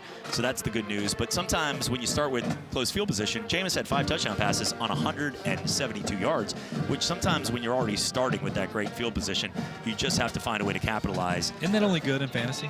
I mean, hey, touchdowns are touchdowns, but it's a little interesting stat. You know, 5 touchdowns, 172 yards. It's a fantasy in my mind to think I'm going to ever win a league. That's looking right now as that pitch is taken on the outside and a lot of space, a little pushing after, but nothing bad. And that's just 2 big guys having some fun there. Kobe Johnson, and he is able to gain about, well, it looks like back to the line of scrimmage. So this is going to bring back now 2nd down and 10. So no gain on the play. And I think he got about 3. Okay, he got 3. Now I clearly see it. Okay. Yeah. So I just have a dragonfly land into my hair. Did you see that? I think it's still up there. Are you looking at stuck. Is it? It feels like it's in the hair. The spiky hair. I think it's. Oh boy. First down into Catholic territory right there. We picked a good day to be outdoors and have the opportunity to get this. What a beautiful out here today. On the roof. Oh, I always love being outside. Never a beautiful day for a dragonfly to fly directly into your face, but overall, that's not. But now at the 50-yard line, once again, able to pick up the first down after what was 2nd down and 7, not 2nd down and 10. That's a family heating and air 1st and 10. That is right. It's like Zymo Brown right there running the football. Some tough yardage. And able to pick up 3 yards. Got it. See, I learned from the first mistake there. It will not be 2nd and 10. It'll be 2nd and 7. And a nice run. But you can see, you know, and that's one of the things. I talked to Coach Douglas right before halftime. And, Jeff, you could tell they do a great job. I've watched their teams over the years. And when he was at Tate and even here now at Pine Forest, he does a great job of time of possession. And that's key, you know, changing the speed of the game. Some of the greats, it's not always about going 100 miles per hour. And this pitch is backwards. It's an opportunity as the ball is loose. That's Crusader football. And a huge play as the Crusaders needed a break, and they got it. Great play by Nigel Graham. Boy, you see the option pitch right there. They fake the little trap play. Go to pitch it out. T.J. Wilson pitches it as he's getting hit and pitches it behind the back. Great job by Nigel Graham tracking the football. This is just wanting it more than the other guy. Watch him. Just turn and outrun him. Great job. And that is a play right there as we take a look at the Peden heating and air instant replay. That's a play that a lot of guys would try to scoop it and make a big play to score. You know, you don't get too many opportunities for a play like that. He did what was the best for his team. Fall on the ball. You're already in great field position. Let your quarterback, who has a great arm, go out there and make some plays for his team. Build the confidence, too, because Aiden needs to build it. If they're going to come back and win this game, Aiden Bird's got to have the confidence to drive. And I'm not saying if you can scoop it and score, do it. But in that case, you had a defender right there. Great play about getting on that ball because they needed a play like that in a break, and they got it. An open space right there on the outside. You can see a nice run there from Taekwon Stabler, who actually is having a really good season when you talk about it. He already has 3 touchdowns and averages 6.2 yards per carry for the sophomore. And I talked about it at the beginning, but that seems like ages ago for everyone. So if you didn't tune in at the beginning, this is a team that is full of playmakers that are freshmen and sophomores. So like this is a team that you're going to see those guys like Stabler around for a very long time. Looks like Coach Douglas is going to send a blitz right here. The 2 outside backers. Looks like they're coming up to the line of scrimmage. 4 wide, shotgun 1 back in the backfield with Stabler. Oh. And that pass is batted down, and it might actually have been a break for that to be batted down. There was 2 Pine Forest defenders on top of that. Great play getting across the line there from the outside linebacker, Jalen Harris. Yeah, that's the best job. Again, that's just playing team football. Trying to pick it up. Get your hands up. Get your hands up. You can't teach your defensive linemen, your linebackers. Get your hands up in the passing lanes. Boy, that creates a nightmare for a man like Aiden Bird. Bird is a taller guy at 6'3", so he can see over the line of scrimmage. But on that one right there, probably better it got knocked down. You know, I'd like to see in this situation, they're crowding so far up and they're looking. The guys are waiting for, they're feasting on that opportunity. A play action and just go deep over the top. I think we'll be seeing one coming right there. And once again, the offsides.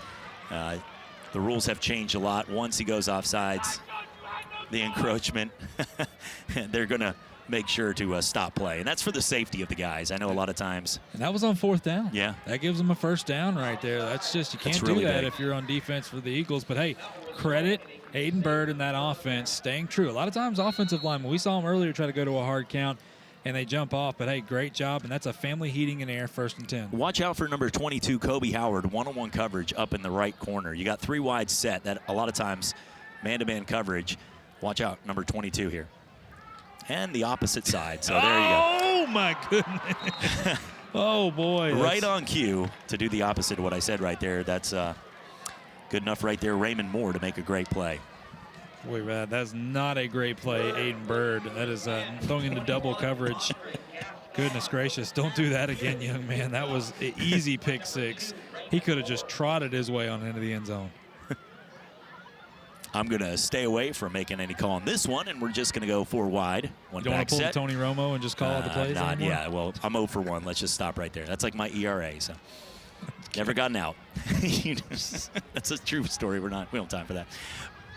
The run up the middle, great hole. You can see right there, Gabe Seaman, number 69, opening up that hole. An opportunity for a great play by number 2, Taekwon Stabler, with a gain of was about 6 yards on that. It'll bring up now 3rd down and 5. Well, this is what you need for Catholic. Not only are you eating a little bit of clock, but you're moving the football. And you know what? 3rd and 5 is very manageable for this offense. And obviously, at this point, being down 20, I believe it's probably 4 down territory regardless. 5 wide set. Big 3rd down coming up here. 8 minutes to go. The quick pass and the opportunity, but a great read on the coverage right there. As he says, no, thank you. The big man, number 19, I believe that was, on the play for Pine Forest was. It was either number 15. DeAndres McLam. I think that was DeAndres as we're taking a look here. That's number 10 right there, Elijah Douglas. Let's check it out and see who it is. It's interesting. We'll make sure on that again. That was. So yeah, it was number 10, Elijah Douglas, and McLam finished him off. McLam, okay. There it team is. effort right there. Douglas, though, did a great job of. Oh, what a big time hit. And. Oh, my goodness. Young man. Joe Jeffcoat just taking one of the ribs right there. And for the people that might be saying at home if that was a catch or not, it wouldn't have made a difference at the spot based on that hit, whether he had the completion or incomplete. He was going to be short by about 2 yards on 4th down. So I want to make that clear. I know a lot of Sometimes people will yell at the TV. Well, they do that. I mean, I do that. You know, I do that. Yeah, I do that while I'm on air in the studio. You knew that. But I mean, like at this point, this is one where you saw it. I just want to make it sure that people knew that was 4th down. He caught that 2 yards short when he got hit, and it would have been a turnover on downs either way. 1st down. Hello. Whoa. Mr. Tim Gully. Goodness gracious, young fella. That's the old, he just saw with McLam and what happened over there on the other side with Douglas, and he goes, anything you can do, I can do better. Boy, I mean, you just saw that 66. You see him right there. 66. What a play right there. Look at him just blow his man off the line of scrimmage. See you later. Goodness gracious, Mr. Gully. That's the play right there where that's the makings of a nightmare. Well, you talk about that right there. That's where, as a running back, you just look up at guys. You want to? Anybody want to touch him? Big next guy, time? the 300-pounder right there. Nice pass, and he's open. And look at that speed. Gazelle-like form from the 10, 5, touchdown. Even the look back. Why not? When you go 80 yards, Danielle Hayes, if you hadn't done enough, 100 yards in the first half, and let's add 70 more on that one. I mean, a beautifully thrown ball. Great job, by the way. The big buffet busters on the offensive line, giving T.J. Wilson time, but a beautiful thrown ball by T.J. Wilson across the middle, running. It looks like a little post route. Boy, look, fine open in the secondary. Watch this, beautiful, and off to the races. When you hit your man in stride, folks, any young quarterbacks out there, hit him in stride and look what he can do. Off to the races. Great job, Mr. Danielle Hayes. Well, and if we were looking for a play of the game brought to you by Closets by Designs, well, I guess just like many closets where you have so many opportunities and you look inside of it, Danielle Hayes has given us many opportunities as well, as that one is good, and the score now no good on the kick. My apologies. It is 33-7. Coming back for more from Pine Forest. You're watching Hill Kelly Dodge Chrysler Jeep Ram Friday Night Rivals, presented by Wendy's. Welcome back here from Lawn Wise Stadium as the Eagles able to capitalize on the big strike. Once again, T.J. Wilson with a beautiful pass. He's had a heck of a game to Danielle Hayes for his 3rd touchdown here tonight. And, you know, after we went to break, there was an announcement, and I know, Jeff, it's one where, you know, the whole community behind Ladarius and what happened with, you know, the tragedy. But there was a special moment there during the break. Yeah, absolutely. And sometimes when a young man passes like that, what he meant to his team, and LD, obviously number 2, wore that number 2 jersey and was a phenomenal quarterback here at Pine Forest. Well, they want to honor him, so they want Pine Forest players to be able to wear the number 2 jersey. But there is requirements: 3.0 GPA. You got to have a lot of class. You got to be respectful. You got to honor your team, honor your school, honor other people, your teachers, and everything. And number 2, Raymond Moore, has a 3.3 GPA. He is wearing the number 2 jersey this year, and by his coaches, he was voted. Always a smile on his face. He's dedicated to his family, a provider for his family, his team. He is everything that represents what LD Clarity was to this Eagles community, and it's just great to see the Eagles do something like this. Absolutely, and it'll be one that's going to hurt for a long time. Like I said, there were more than just the family, a staple of the community, and the injury right there during the play, Jabril Rawls. Now he is getting up, the trainer's helping him out, and we just hope he's okay. Anytime with the leg injury, you don't know until they get over there. So we're not going to speculate at all. That's not our job. We just hope he's all right. He's had a heck of a game. This score right now, it could have been different right before halftime. He had a huge interception in the red zone right there, in the Synovus Bank red zone, and he's getting helped out by his teammates. So, and, you know, the sportsmanship on both sides. We have the band. We're up here. We got a bird's eye view. No pun intended here, Pine Forest. But everybody out here to have a chance to watch, and they're all cheering. Everybody clapping together. It's great to see that at the levels. And, you know, sometimes we get caught up, and I know we talk a lot, name, image, likeness, all this stuff that's going on. But, you know, at the end of the day, it's to be able to be blessed with an opportunity to watch fans back in the stands, the band and the cheerleaders and everybody out here, and to be out here together and to show great sportsmanship and class. It's so important, and I love seeing it. Both these teams, round of applause for what they did, but most importantly, we hope Jabril's okay on that play. Yeah, it looks like that right ankle, he couldn't put any weight on it, so interested to see if we can get an update later on. But tell you what, he is a catalyst for that defense, no doubt. You talked about the big interception, but he has been making plays all night, regardless of the score. He has been fighting his tail off. Well, we hope it's just, I mean, based on, like I said, a low ankle sprain, something like that, so he can get back out there. But we'll see. At this point, the training staff, and we'll give you any update we can. That pass over the middle in coverage and almost picked off. Good job, actually, there by number 21 for Pensacola Catholic, able to actually break up the interception. That was DeMontre Gaston, the sophomore receiver. Tell you what, Aiden Bird, again, we talked about him trying to force the ball, and we're seeing him force it into coverage. Double coverage right there. They're running these slant routes, these post routes up top, and Pine Forest is just waiting. They're just sitting in that zone waiting on them, and, boy, they got to mix something up, and Aiden, well, he's got to make some better decisions before this becomes a pick six. Shotgun wide. He's got a couple different receivers and just out of the reach. But he had two guys going downfield, and I think this is what we're going to have to see. Obviously, when you're down by 26, you have to go for the big strike. But, Jeff, they are doing such a good job in the zone reads. They're not allowing anything from about 15 yards in.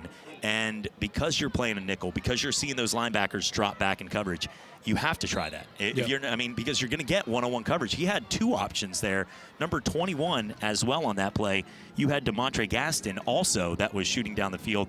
Now, on that play design, you don't have time. You have to throw the ball deep to one person. So it's not on the quarterback, but they have to try this more. Well, he also threw it where only his guy could go get it. He did. So, I mean, look, you're kind of forcing your hand at this point being down. You got to throw the football. We talked to Coach Adams, and he said, yeah, we're going to have to throw it now. So, looks like we got delay a game penalty as well. And there will be delay a game. But once again, as you're seeing here, we're taking a look here as we take a look at the referee. The ref's doing a great job here today in the white cap. And you're watching right there. But they're pressuring him to do that. They're saying, hey, go deep, because they're right now at the 15-yard line, or actually about the 17-yard line. I'll finally get one of these right one day. But you look at it, it's one of these that look at it, they're up to the 26. They're only giving you 9 yards, so you can throw it deep. You can see the final guy in the bottom left-hand corner. That's it. Past that, there's no help, and they're going to have to try this. Interesting to see that's encroachment. So there we go. But when you look at them going 5 wide right here for Pensacola Catholic, I do want to say this. I'm not making an excuse for Coach Adams will never make an excuse for his team. But, again, you've got 9th and 10th graders are 4 of the 5 guys right here. You've got one senior at the top of your screen.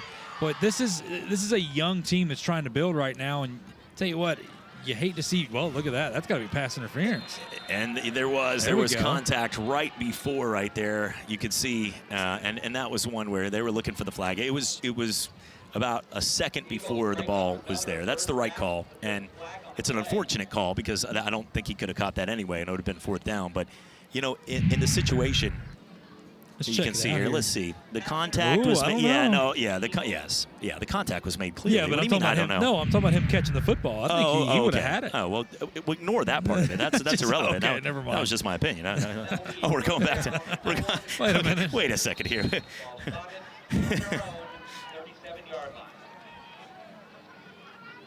Taekwon Stabler. Oh, boy, you're talking about catching a shoulder to the head. Ouch. Oh, and okay. Yeah, that was coming right. And that, yeah. And another flag on the field. Unnecessary roughness. I mean, the targeting, like, what do we got? What do we got here? I mean, it wasn't leading with his head. He looks like he just kind of threw his shoulder into his head. I'm not sure what. Well, and we haven't had many penalties today on either side. It was funny because the PA announcer right under us goes, and another penalty. Went back-to-back right there. So really clean first half. We haven't had more than 5 penalties in the entire game, let alone back-to-back. But okay. They're going to call that today. They're going to call that at any level. I mean, just based on that, you came up high. I mean, well, you came up, you come up high, and a lot of times the rules, look, the safety of the game overall, you're going to get some calls, targeting to the head, and usually a lot of people think targeting, you have to lower the crown of your helmet. No, it can be targeting at any part of your body as long as if you go up top. If you don't make an attempt to try to tackle by the numbers or drive into them instead of going up top, they're going to call it every time. And also, let's just go by the eye test. You know what I mean? And that clearly was one where it looked almost like a karate chop move coming up towards his head. So it was one that they're going to call. Well, one difference, though, is I believe in high school you don't get ejected from the game. Yeah, which is good. On the first one now. 2 personal fouls and you're out of the game. But, yeah. I mean, on something like that, it's a little interesting. I'm not a big fan of the whole let's run the referees in college and the NFL over and take 10 minutes of our time in this little screen anyway when we can move the game along. Like, we've seen the replay in the process. Let's get that. And Coach Adams was talking about the spot. And so he, I believe, looks like, what are we doing? Uh-oh. Oh, okay, maybe from a standpoint of an injury. They're talking about possibly of the concussion here. Once again, I don't want to speculate injuries. There's a bunch of folks over on the Pensacola I know. Catholic sideline as well that are looking at the young man. He got hit up high, which, once again, last thing I want to do from somebody. I mean, I got carted off a field twice, and it's not something where. Looks like they're going to bring that. Looks like they're signaling. Let's go ahead. Let's take over. a break here, and we'll clarify. We'll get more information. Let's go ahead and take a break. Hope the best for the kid and his safety right there as we come back. And welcome back as we will continue here after the break. Everybody watching at home, we appreciate it. And I know everybody's level for concern when it comes to high school football. People at home, these are friends and family members, and not just watching a game nationally, cheering on a team and wearing their colors. It means more with our local community, and we understand that. So thank you guys for your patience and watching with, as I know everybody back home, with the concern on both sides and all of our spectators here today. 33-7, 6:09. Pine Forest with a 26-point lead. Now Catholic will have the ball. It was a targeting call, like we said. This is not an injury that was meant. There was no intent on any hit, no late hit. It was during the course of the play, and it just is an unfortunate football play. But it will lead to a first down at the 45-yard line of Pine Forest. And to get back to the action, Jeff, because I know it's hard for us too, because emotionally we, are concerned people, and we understand what they're going through injuries ourselves in our careers. But I will say, at this point, if you're Catholic, to get back to the game, the X's and O's, what would you like to see here? Obviously, they're going to have to score quickly, but I think Pine Forest has done a great job to analyze this. They've done a great job of watching film and seeing that over time, that this Catholic team, they like to get it out quick into the speedy receiver's hands and make plays. They're doing a good job of using that speed and bringing it in. They're almost tempting them to throw deep. You can tell that.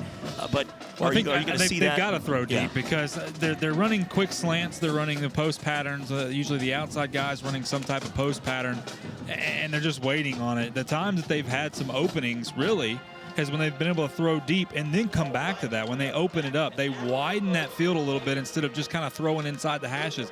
Inside the hashes, look, I love Coach Adams' team. I love the Aiden Bird, the quarterback, but you're not going to beat this secondary. No. And down 26, there's not enough time.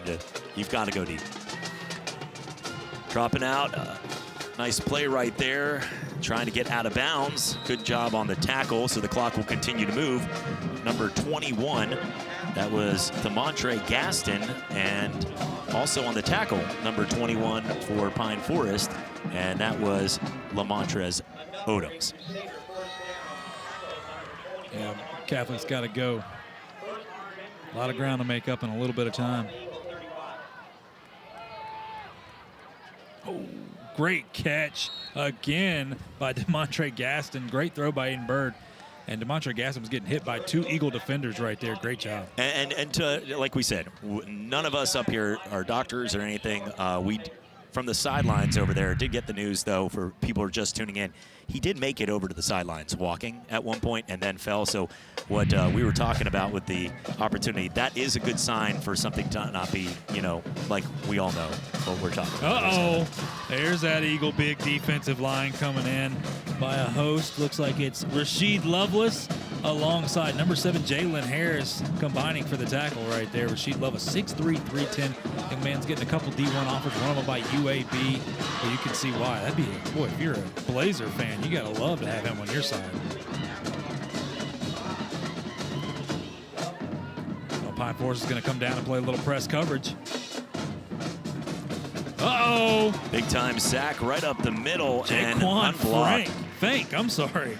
Nice play right there. And this is a team that has really, when it came into this game after 2 weeks, they had 4 sacks as a team. They have already 4 sacks here tonight, and you can see that as Jaquan Fink getting into it right there. And well, what's the difference? Wow. I mean, you see right here, you've got to pass the football, and Pine Forest knows it, so they're going to pin their ears back and come after him. And you can see right there, Catholic was looking, it was going to be a tough one right there to block because he was two defenders, 74 Ethan Lett, really had to make it a split decision, and which gave Fink the opportunity, but he was trying to block two guys at one time. And it looks like we've got encroachment, so it's going to move it up 5 yards on 4th down, make it a little easier. It's going to be 4th down and 5 now at the Pine Forest 30. Couldn't tell if that was Rasheed Lovelace. Now, okay, not to say you've got a 35-yard field. You're not attempting this at this point anyway. You got to get more points on the board. I mean, you don't ever want to kick a field goal down 26. That's not.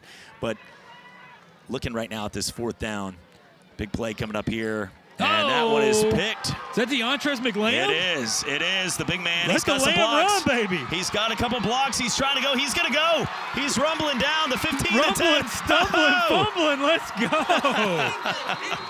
Wow. DeAndres McLamb. There is a flag on the other side. Interested to see what this is. But, boy, you talk about big man interception right there. That young man is a load.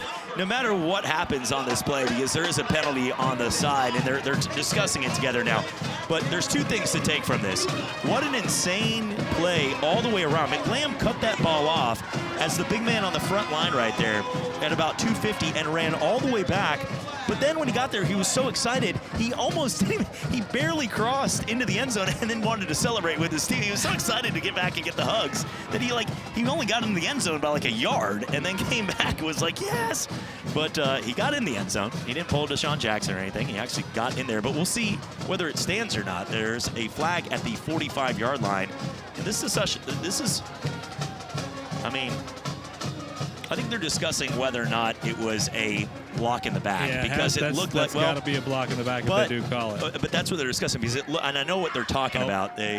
Looks like it's coming back. They're bringing the kick team off. Well, and I think one of the big reasons it was so close, the discussion right now is I saw up here at the top of the screen, it was sort of one of those side blocks, but sometimes when your momentum is going that way, so that's what they're discussing, whether it was an actual true block in the block in the back, or it was whether they hit him on the side. But that's a discussion going on more than likely right now. And they're getting into a deep discussion. I don't think they're talking about dinner tonight. Well, I mean, I think that's fair, because this is a very close call, and we had a good view right here, right at the 50-yard line, as the flag. I mean, this is going to be the difference between 45 yards. He's writing it down, so yeah, looks like there is going to be a block in the back penalty. And they're coming over right now and discussing that as well with the coaching staff. So Coach Douglas and all the folks down there getting the word. You can see right here the discussion continuing. It's still an interception, by the way. Oh, yeah. It doesn't take away what a great play that was. And for the big man to finish it off, too. I mean, that was the best part of it. It'll be the block in the back on the Eagles. Yeah, it's going to still be Eagle football, but they'll march them back a little bit.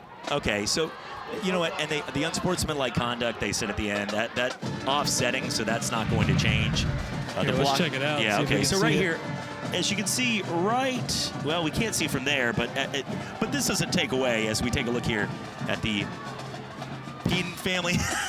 He's pushing his own man. Get out of the way. The only guy that was standing his way was his own teammate. But look at that. He just gets right there, and he's coming back. He's like, come on, boys, let's go celebrate.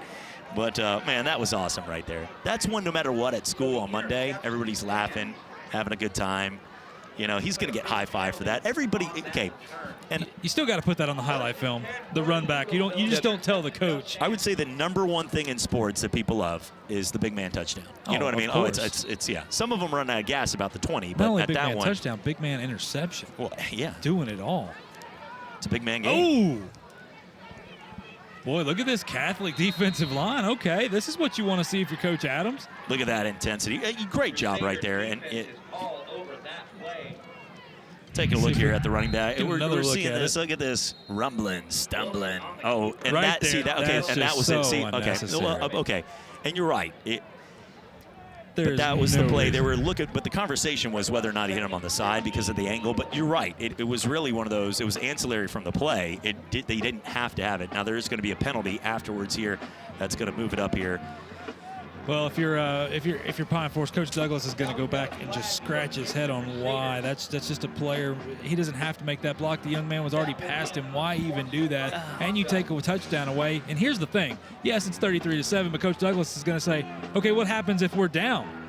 Like, you can't make that play. It's just unnecessary. It's just, I'm sorry, it's just a dumb play. But the young man's got to learn from it.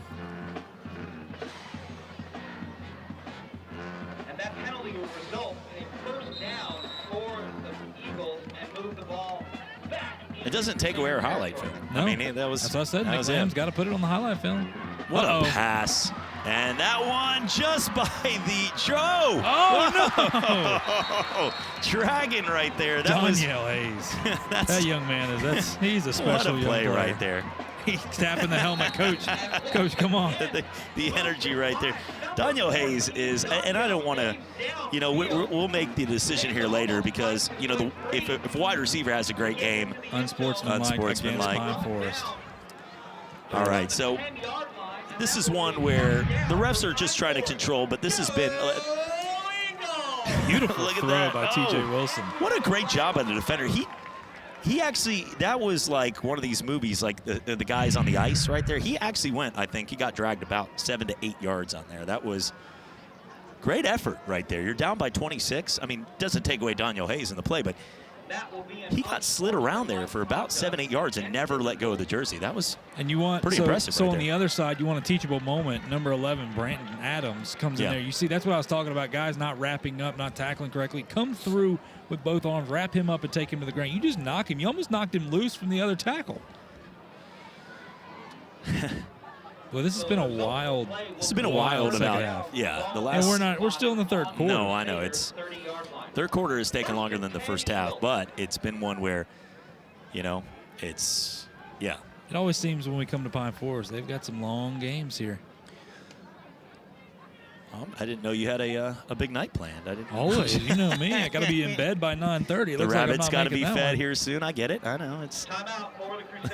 Listen, I have no plans myself, but let's go ahead and stay here and talk about this one. 33-7, 3 minutes to go here in the third quarter. And to talk about it, okay, so we've seen a bunch of plays. So an early lean on the Closets by Designs play of the game, and the Hill Kelly Dodge Chrysler Jeep Ram player of the game. Now, I mean, it seems pretty obvious that you would have a guy like T.J. Wilson and Daniel Hayes in that group, but we've also seen, McLam make some big plays, and he's had a number of highlight films, but really collectively, when you're up by 26, and what a beautiful shot right there. Whew, that is awesome right there.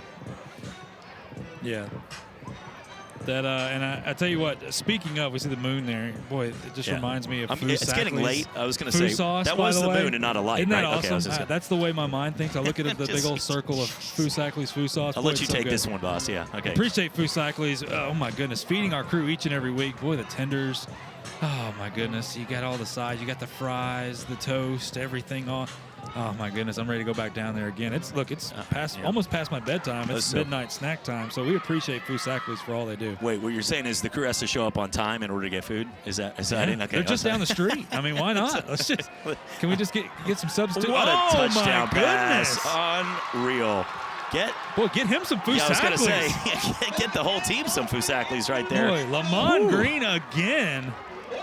Boy, you know what? Fusakli's on me, Lamont. I hope there's some left back of the truck. Otherwise, No, there won't be after this. I didn't know there was back of the truck.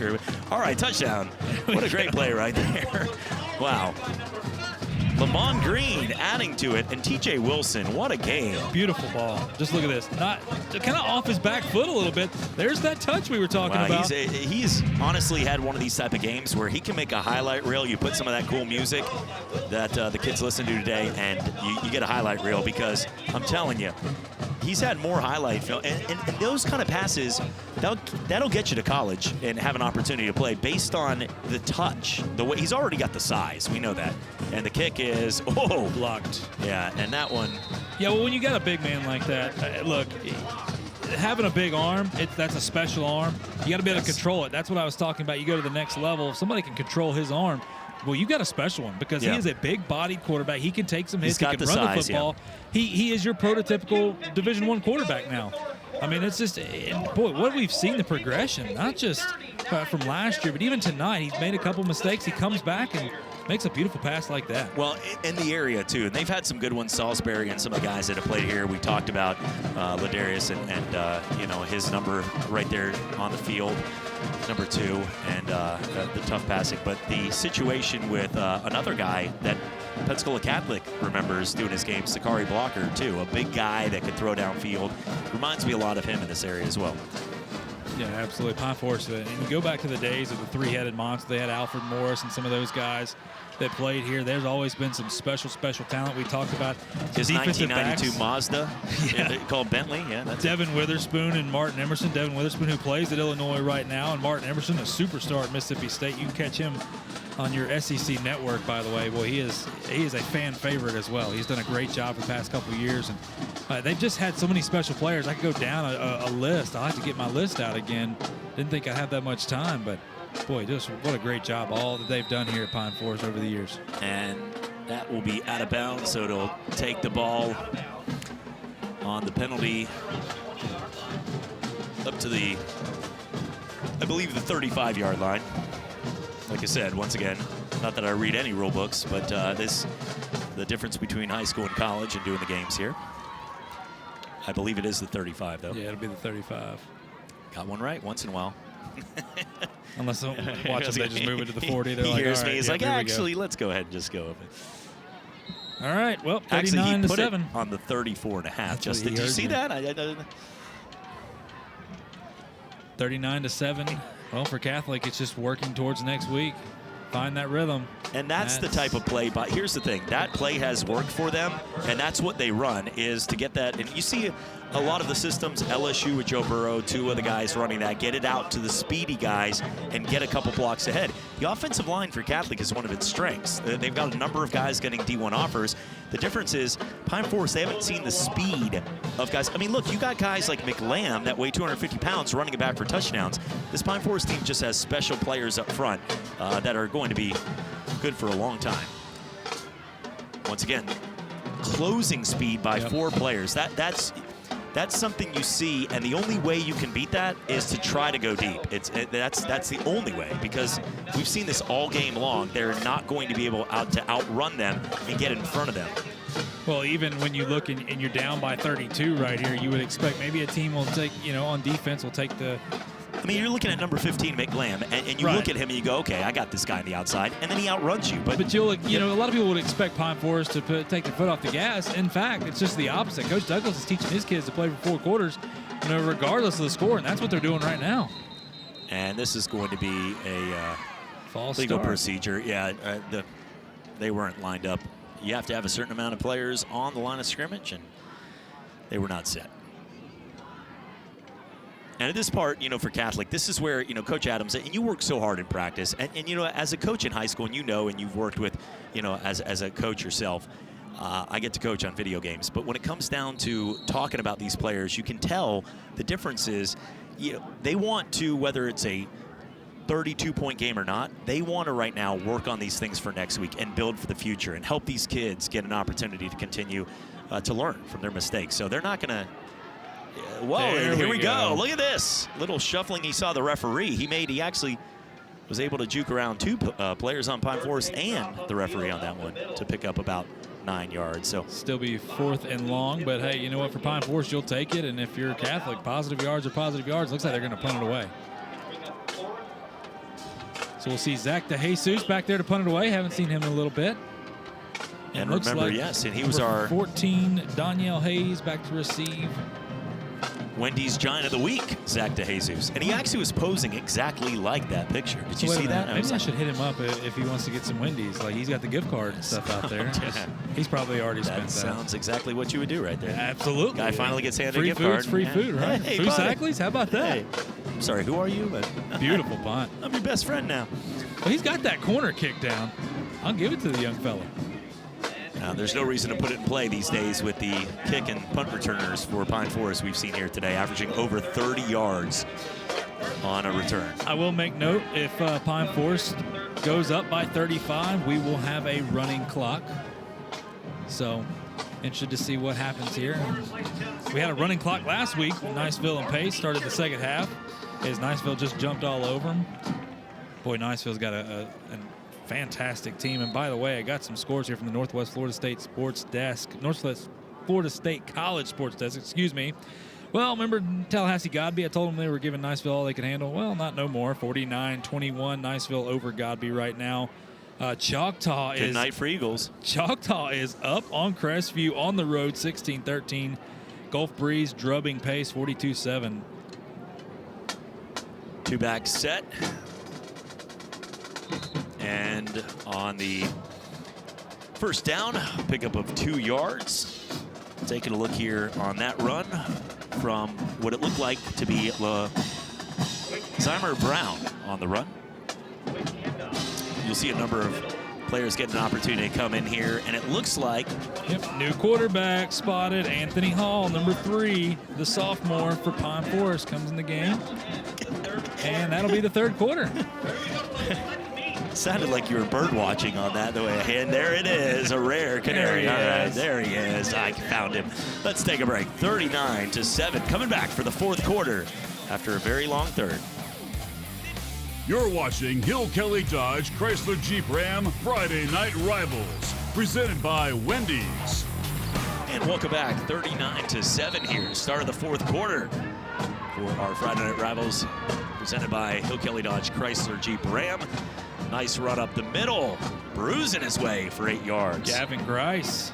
Had said his name a lot tonight, just a couple times as a young man. Played a lot of ball last year for him, but nonetheless, boy, when you got a stable of running backs, it's tough to get some playing time. You can see Gavin Grice, a big kid right there. Some people just, they look like football players, and he likes. You could see he almost, taking the contact right there, taking 4 guys with him. They have so many speedsters, and then you get a guy 6'1", 220 coming in and just bruising you. And it's tough when you're down 32 to want to take on a guy like that. As you can see, great read option play, and he's gone down the sidelines. One man to beat. Nope. Nice tackle right there. And he comes over, good sportsmanship as well, showing that he was just trying to make a play. He was in bounds when he hit him, too. So Zach DeJesus coming up, saving the touchdown. Yes. That's our Wendy's Giant of the Week, by the way. And that you're trying to get his food. And then I believe that was on the play, as we said, the new quarterback alert. Anthony Hall. Down the Anthony Hall. What a play, though. That was a wow, look just at that. Just it away. Now, that is a read option of read options right there. That's the way you run it. Well, he's a good-looking young man as well. And a good job, too, by Gavin Grice of not just taking it out of his hands, because that usually great job by our staff, Look too. At Gavin. Great run by the young man. Also like to give some credit here to the crew of getting that. That was a great job on the replay, showing exactly where it was. That was spot on. And I want to give some more credit.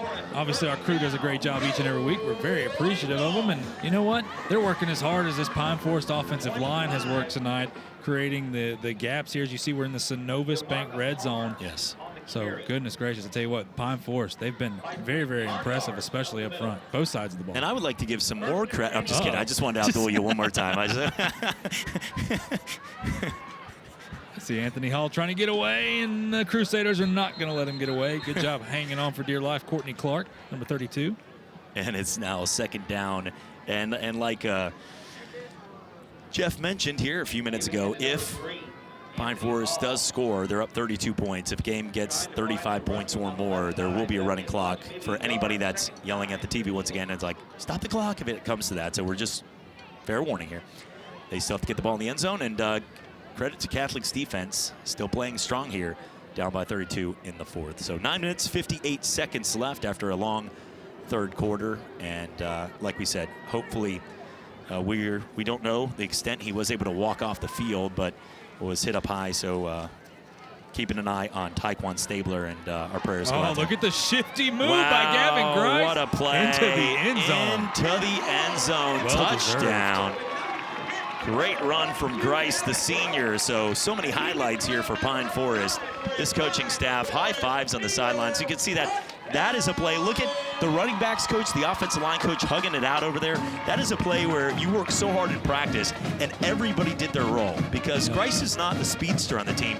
In order to get that crease, you saw the entire wall. There was 3 guys and the running back, like the old Moose Johnson back there for Emmett, and hit that perfect hole. Everybody had to do their job for that to happen. That's beautiful right there. I wish I had that. I tell you what, it's good for Gavin Grice, a young man that played a lot last year, hasn't played so much this year, having to battle through the stable of running backs. So, boy, it's Let's check the replay out. This is a well-deserved touchdown. Look, great job breaking tackles right here. Watch this. What? Oh, nope. Going to outrun him to the sideline and just hard-nosed running into the end zone. Boy, well drawn up. Great job. Again, Anthony Hall. Give him credit on that zone read. Doing a great job. Great pitch. Boy, everything working for the Eagles right now. And there's the heating and air conditioning right there. Instant replay. Once again, proving me wrong on my point. There was a juke in there that he actually did. So he had to make that play. I was gonna say, but they did do their job to get him. And that little block even at the end. Did you see that separate? Yep. If he would have cut off the. I'm just trying to make my point sound better now, but I know. Hey, well, and by the way, well, thank you for adding to it. You're like, oh yeah, absolutely. We got a running clock, so there we go. Because that clearly was a great play by Gavin Grice on that. After I was like, he's like, Gavin's gonna watch this and be like, yeah. He's like, wait a second, you said I got like a wall in front of me. I just juked a guy at 6'1", 220. I'm sorry about that. You try that. I have a hard time getting down the stairs. I'm not trying to juke anybody tonight. Yeah, we're way on up here tonight. Beautiful. Well, you're about to run like a 4-4 over to whoever has Wendy's right now, it sounds like. Or Fusacklers, if they're still open. Equal opportunity eater. Is that what we're doing here? I'll eat anywhere. Yes, I know that. All right, here it goes to the 22-yard line. And a great play.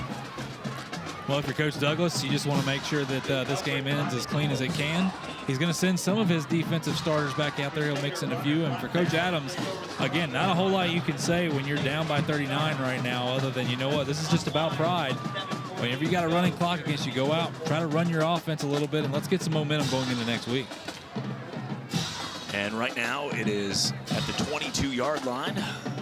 First down for Aiden Bird back out there, the junior quarterback, and averaging over 200 yards. And I believe he's pretty close to that here tonight, based on it has been about a 70 to 80% pass type game.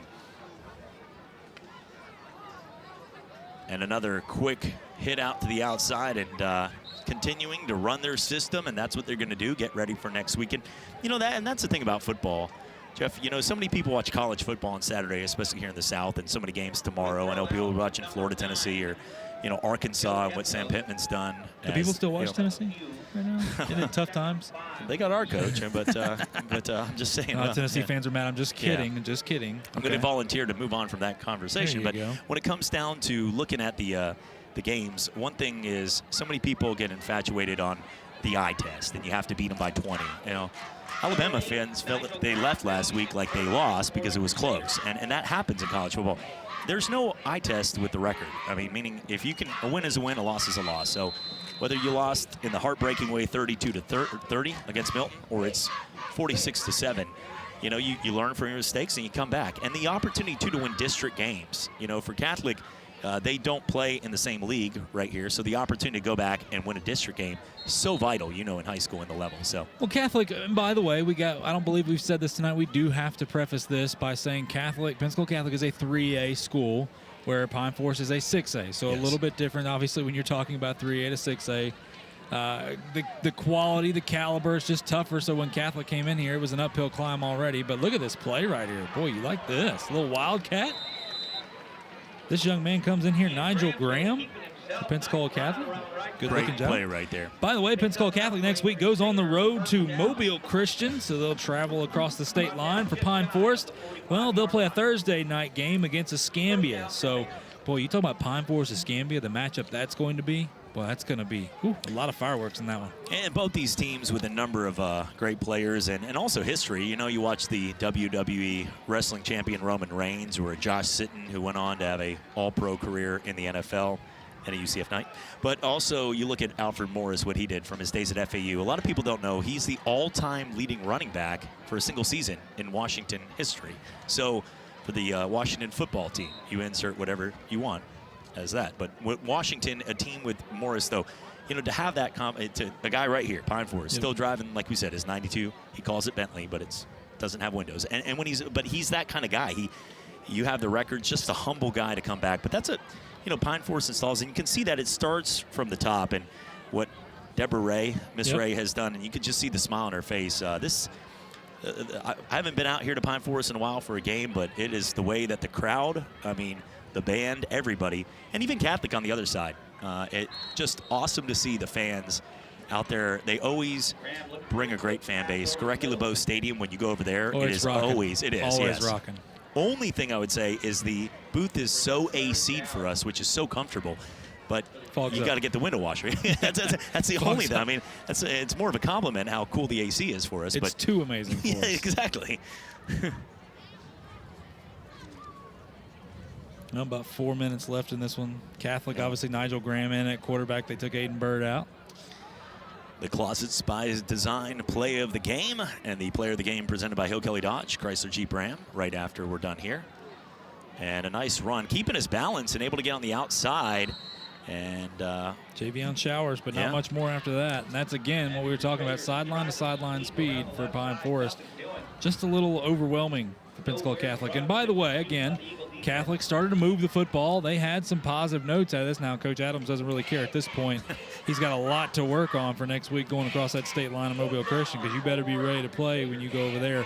Again, you talk about a rocking house, but nonetheless, Catholic has some bright spots. Defensively, I thought they played fairly well. They just kind of got tired after a while, and the offense, a couple interceptions that hurt them when they were moving the football.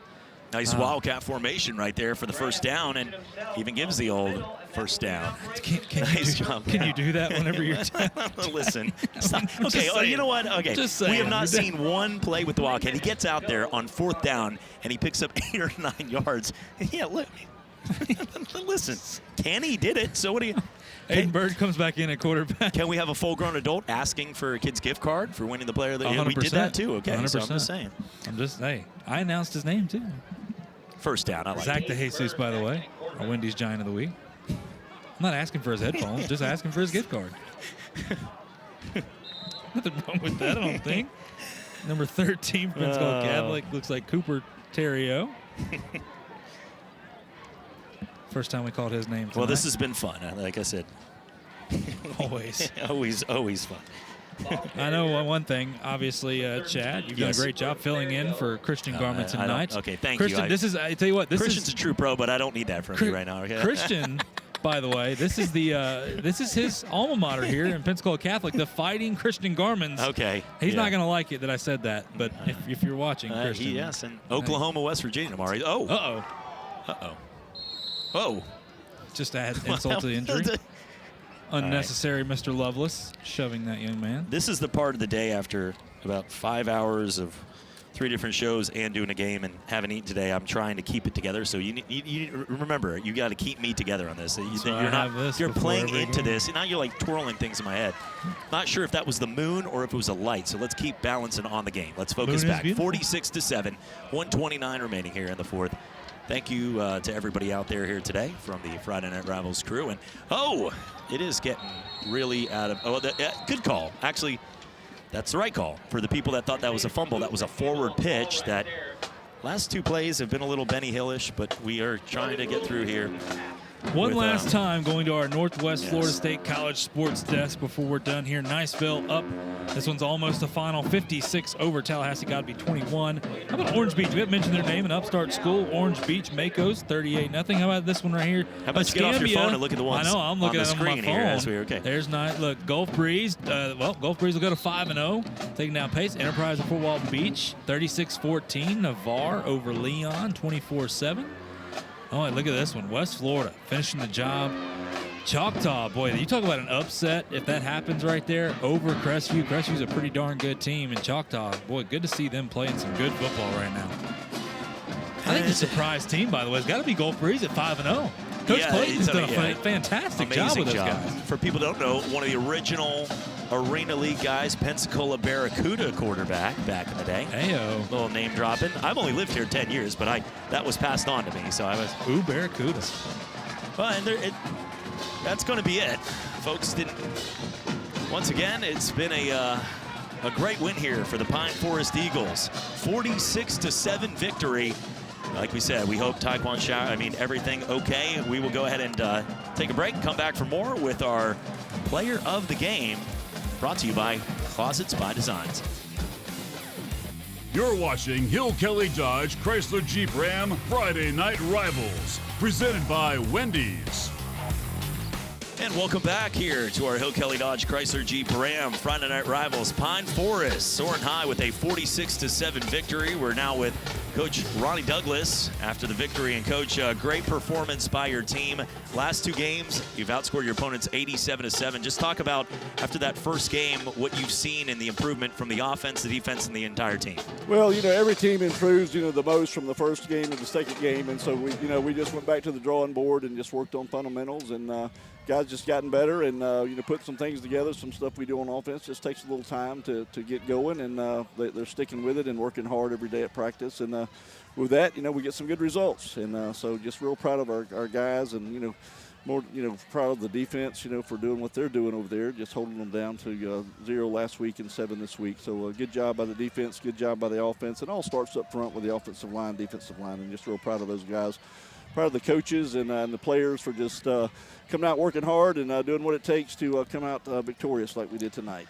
Well, Coach, we appreciate it. We'll give you a chance to go celebrate with the team. Thank you for being patient with us, and congratulations on the victory. Hey, thank you, guys. Got some hardware for you, Coach. Hey, thank y'all. Appreciate it. Thank y'all for coming out. Appreciate y'all so Thank you, much. Coach Douglas. Absolutely. Right there for All right. Hill Kelly Dodge trophy right there. That was beautiful. And no, it was no food. I know you were looking for like a thing of Fosacles down there, but once again, an amazing win right there.